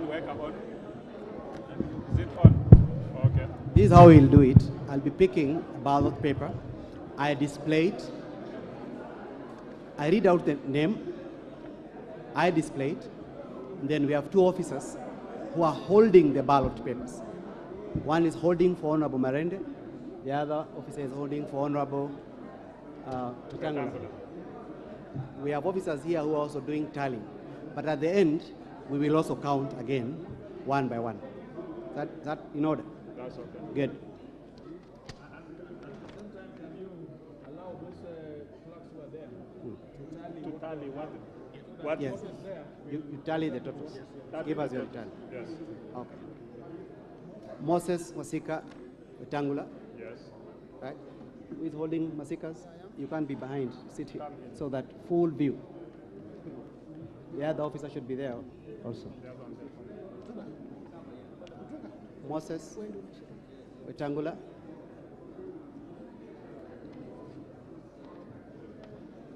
Kenneth Otiato Marende.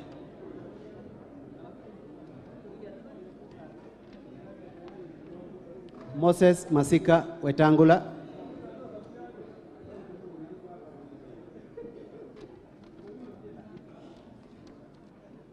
Moses Masika Wetangula.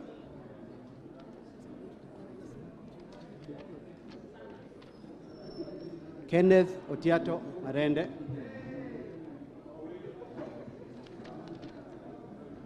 Moses Masika Wetangula.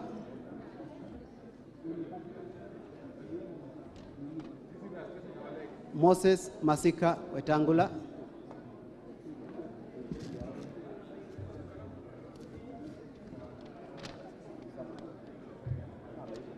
Kenneth Otiato Marende.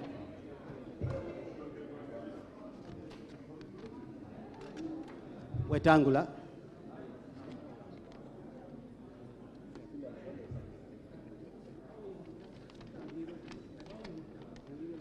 Marende.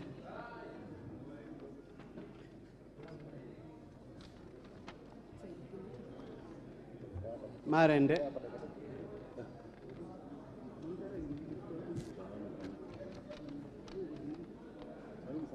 Marende.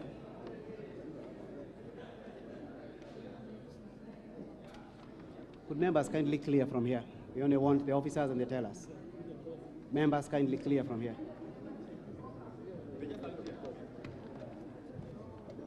Marende.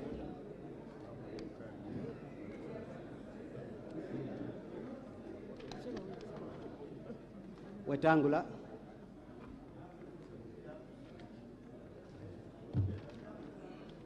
Marende.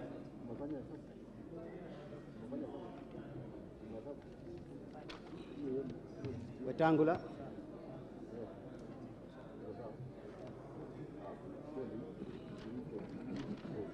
Marende.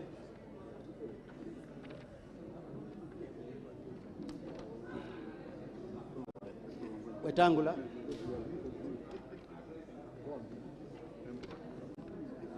Marende.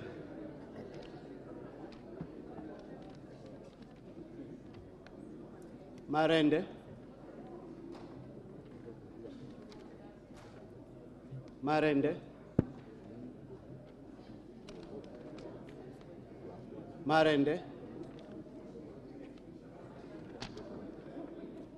Wetangula.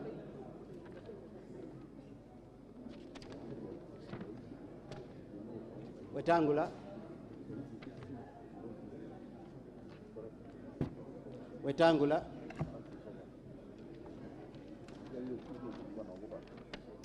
Marende. Wetangula.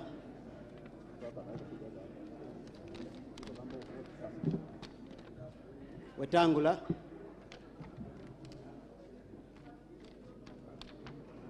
Wetangula.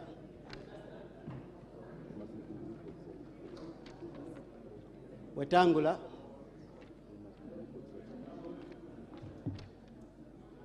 Wetangula.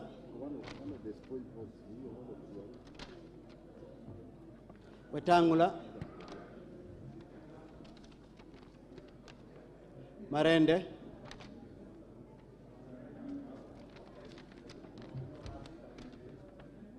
Wetangula.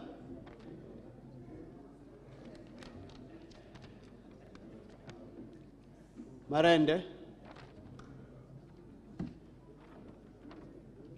Wetangula.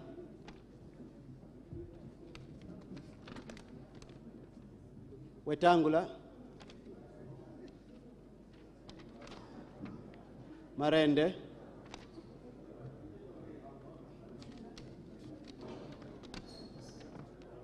Wetangula. Wetangula.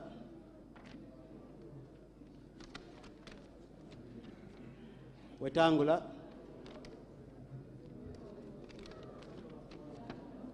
Wetangula.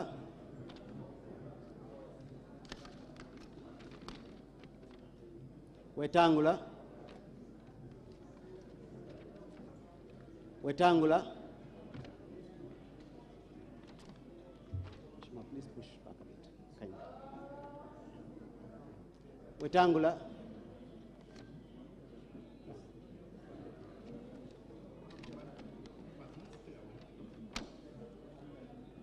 Marende.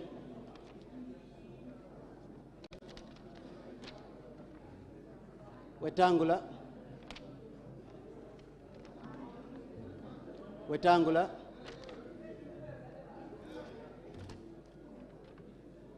Wetangula.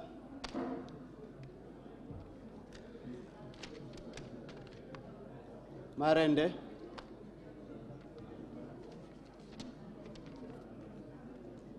Wetangula.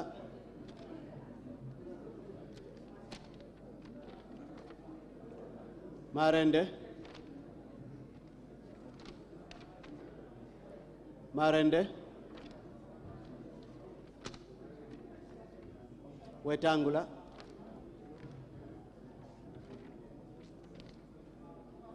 Wetangula. Marende. Wetangula. Wetangula. Marende.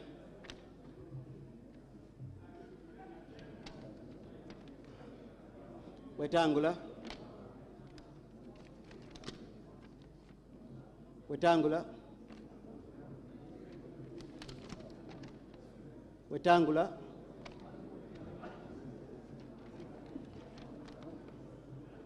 Wetangula.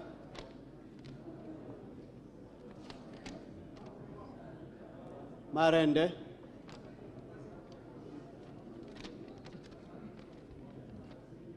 Marende.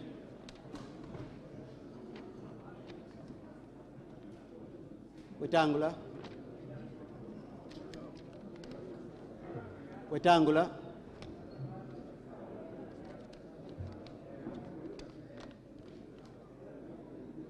Marende.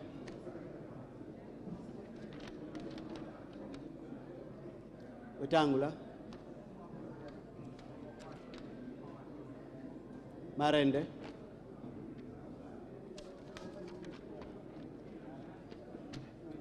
Wetangula,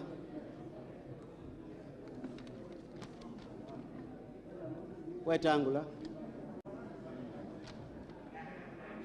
Wetangula,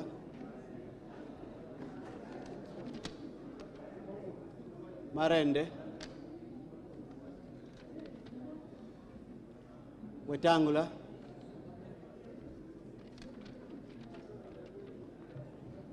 Wetangula, Wetangula,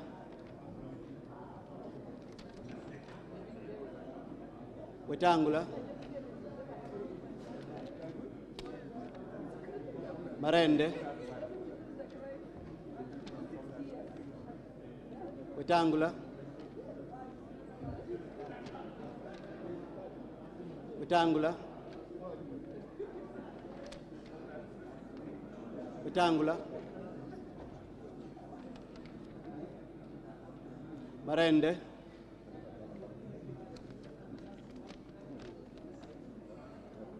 Wetangula,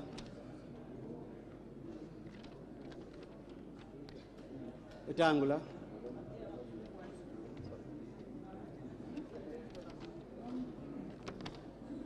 Marende,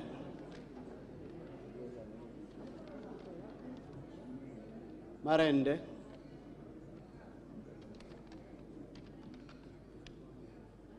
Wetangula,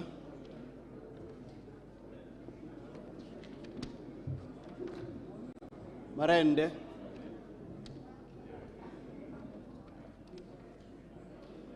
Wetangula, Wetangula, Marende, Wetangula, Wetangula, Wetangula,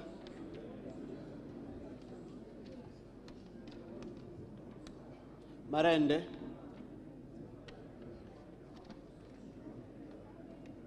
Marende,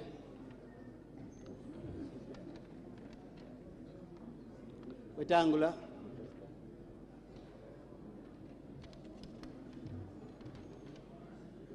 Marende,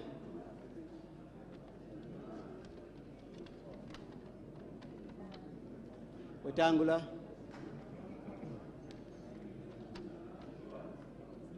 Wetangula,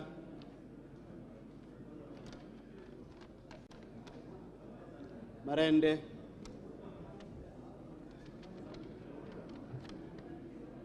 Wetangula, Wetangula,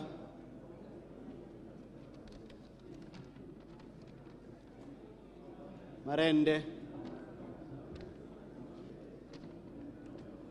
Marende, Wetangula,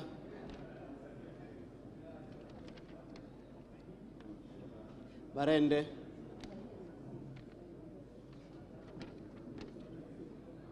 Wetangula,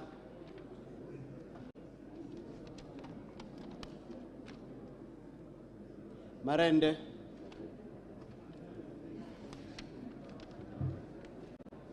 Marende,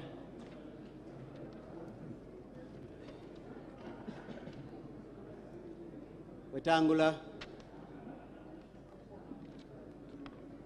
Marende,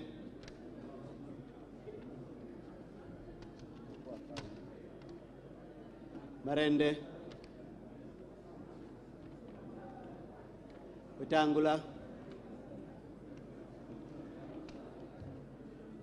Wetangula, Wetangula, Wetangula, Marende,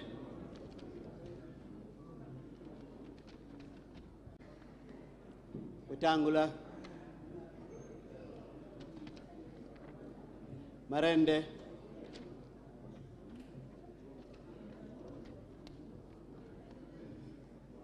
Marende. Wetangula. Marende. Marende.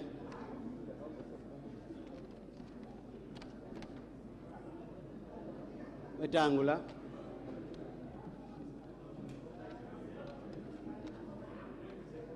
Marende.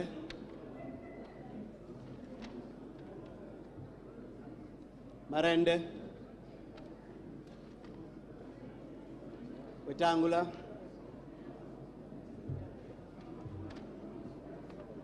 Wetangula.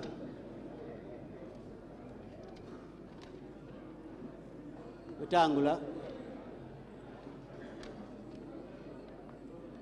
Marende. Wetangula.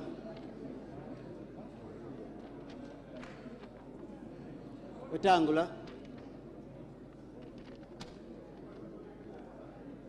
Wetangula.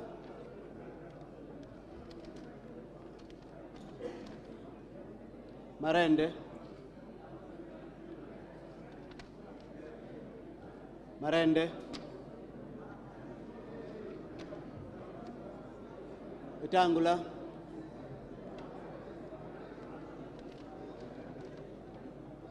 Wetangula.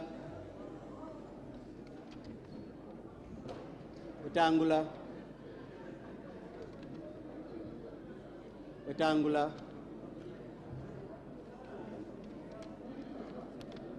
Marende. Marende. Marende. Marende. Marende. Wetangula.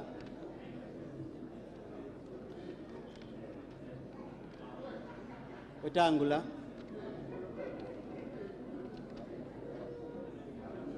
Marende.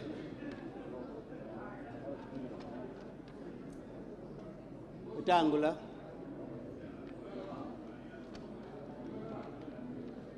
Marende.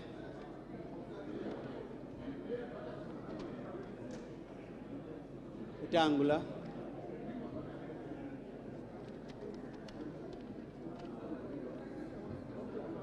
Wetangula.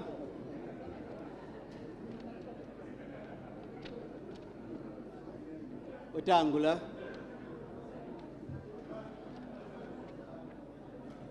Wetangula.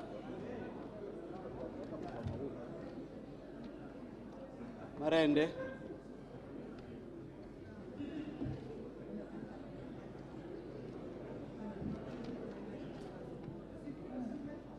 Wetangula.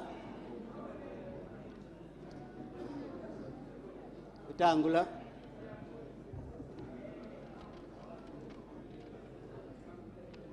Wetangula.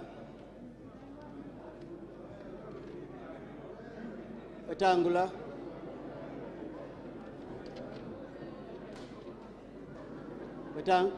Marende. Marende. Marende.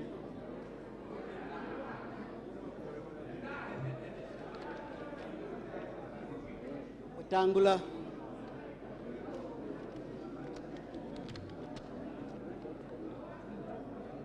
Wetangula.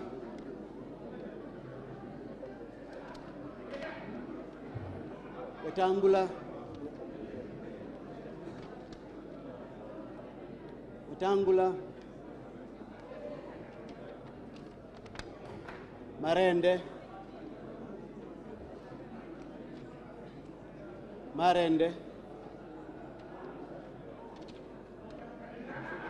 Wetangula.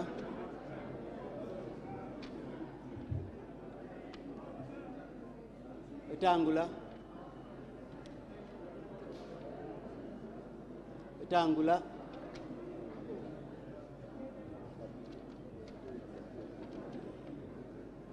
Marende.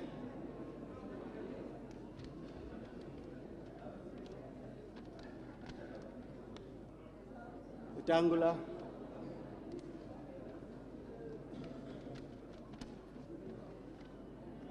Wetangula,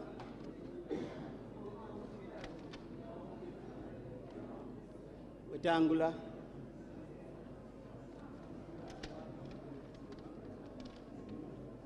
Wetangula,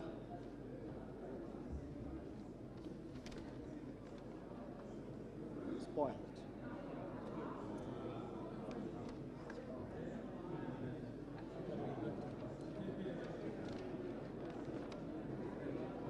Marende,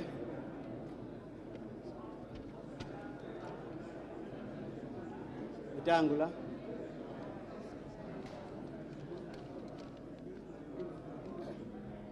Marende,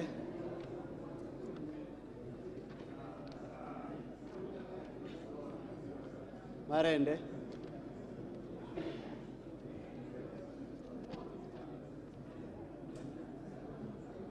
Wetangula,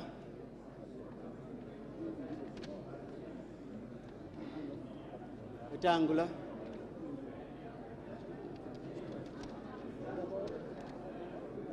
Marende,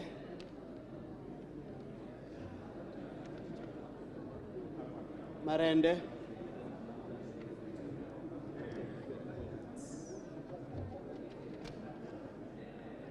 Wetangula,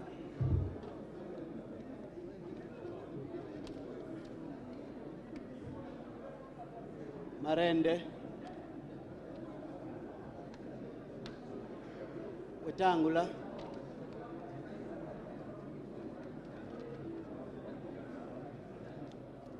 Marende,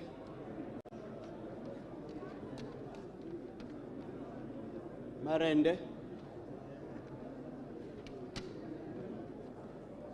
Wetangula,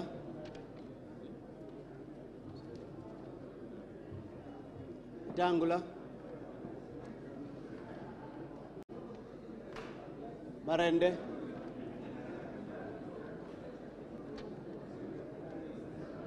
Marende, Wetangula,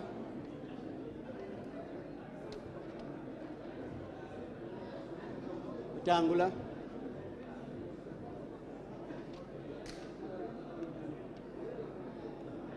Wetangula,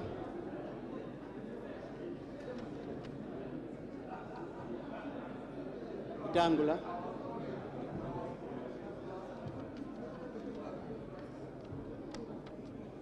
Wetangula, Marende,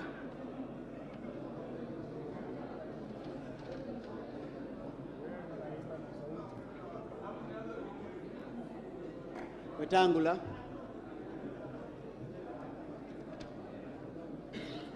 Marende, Marende,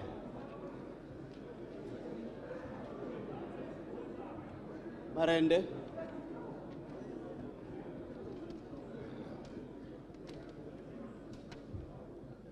Wetangula,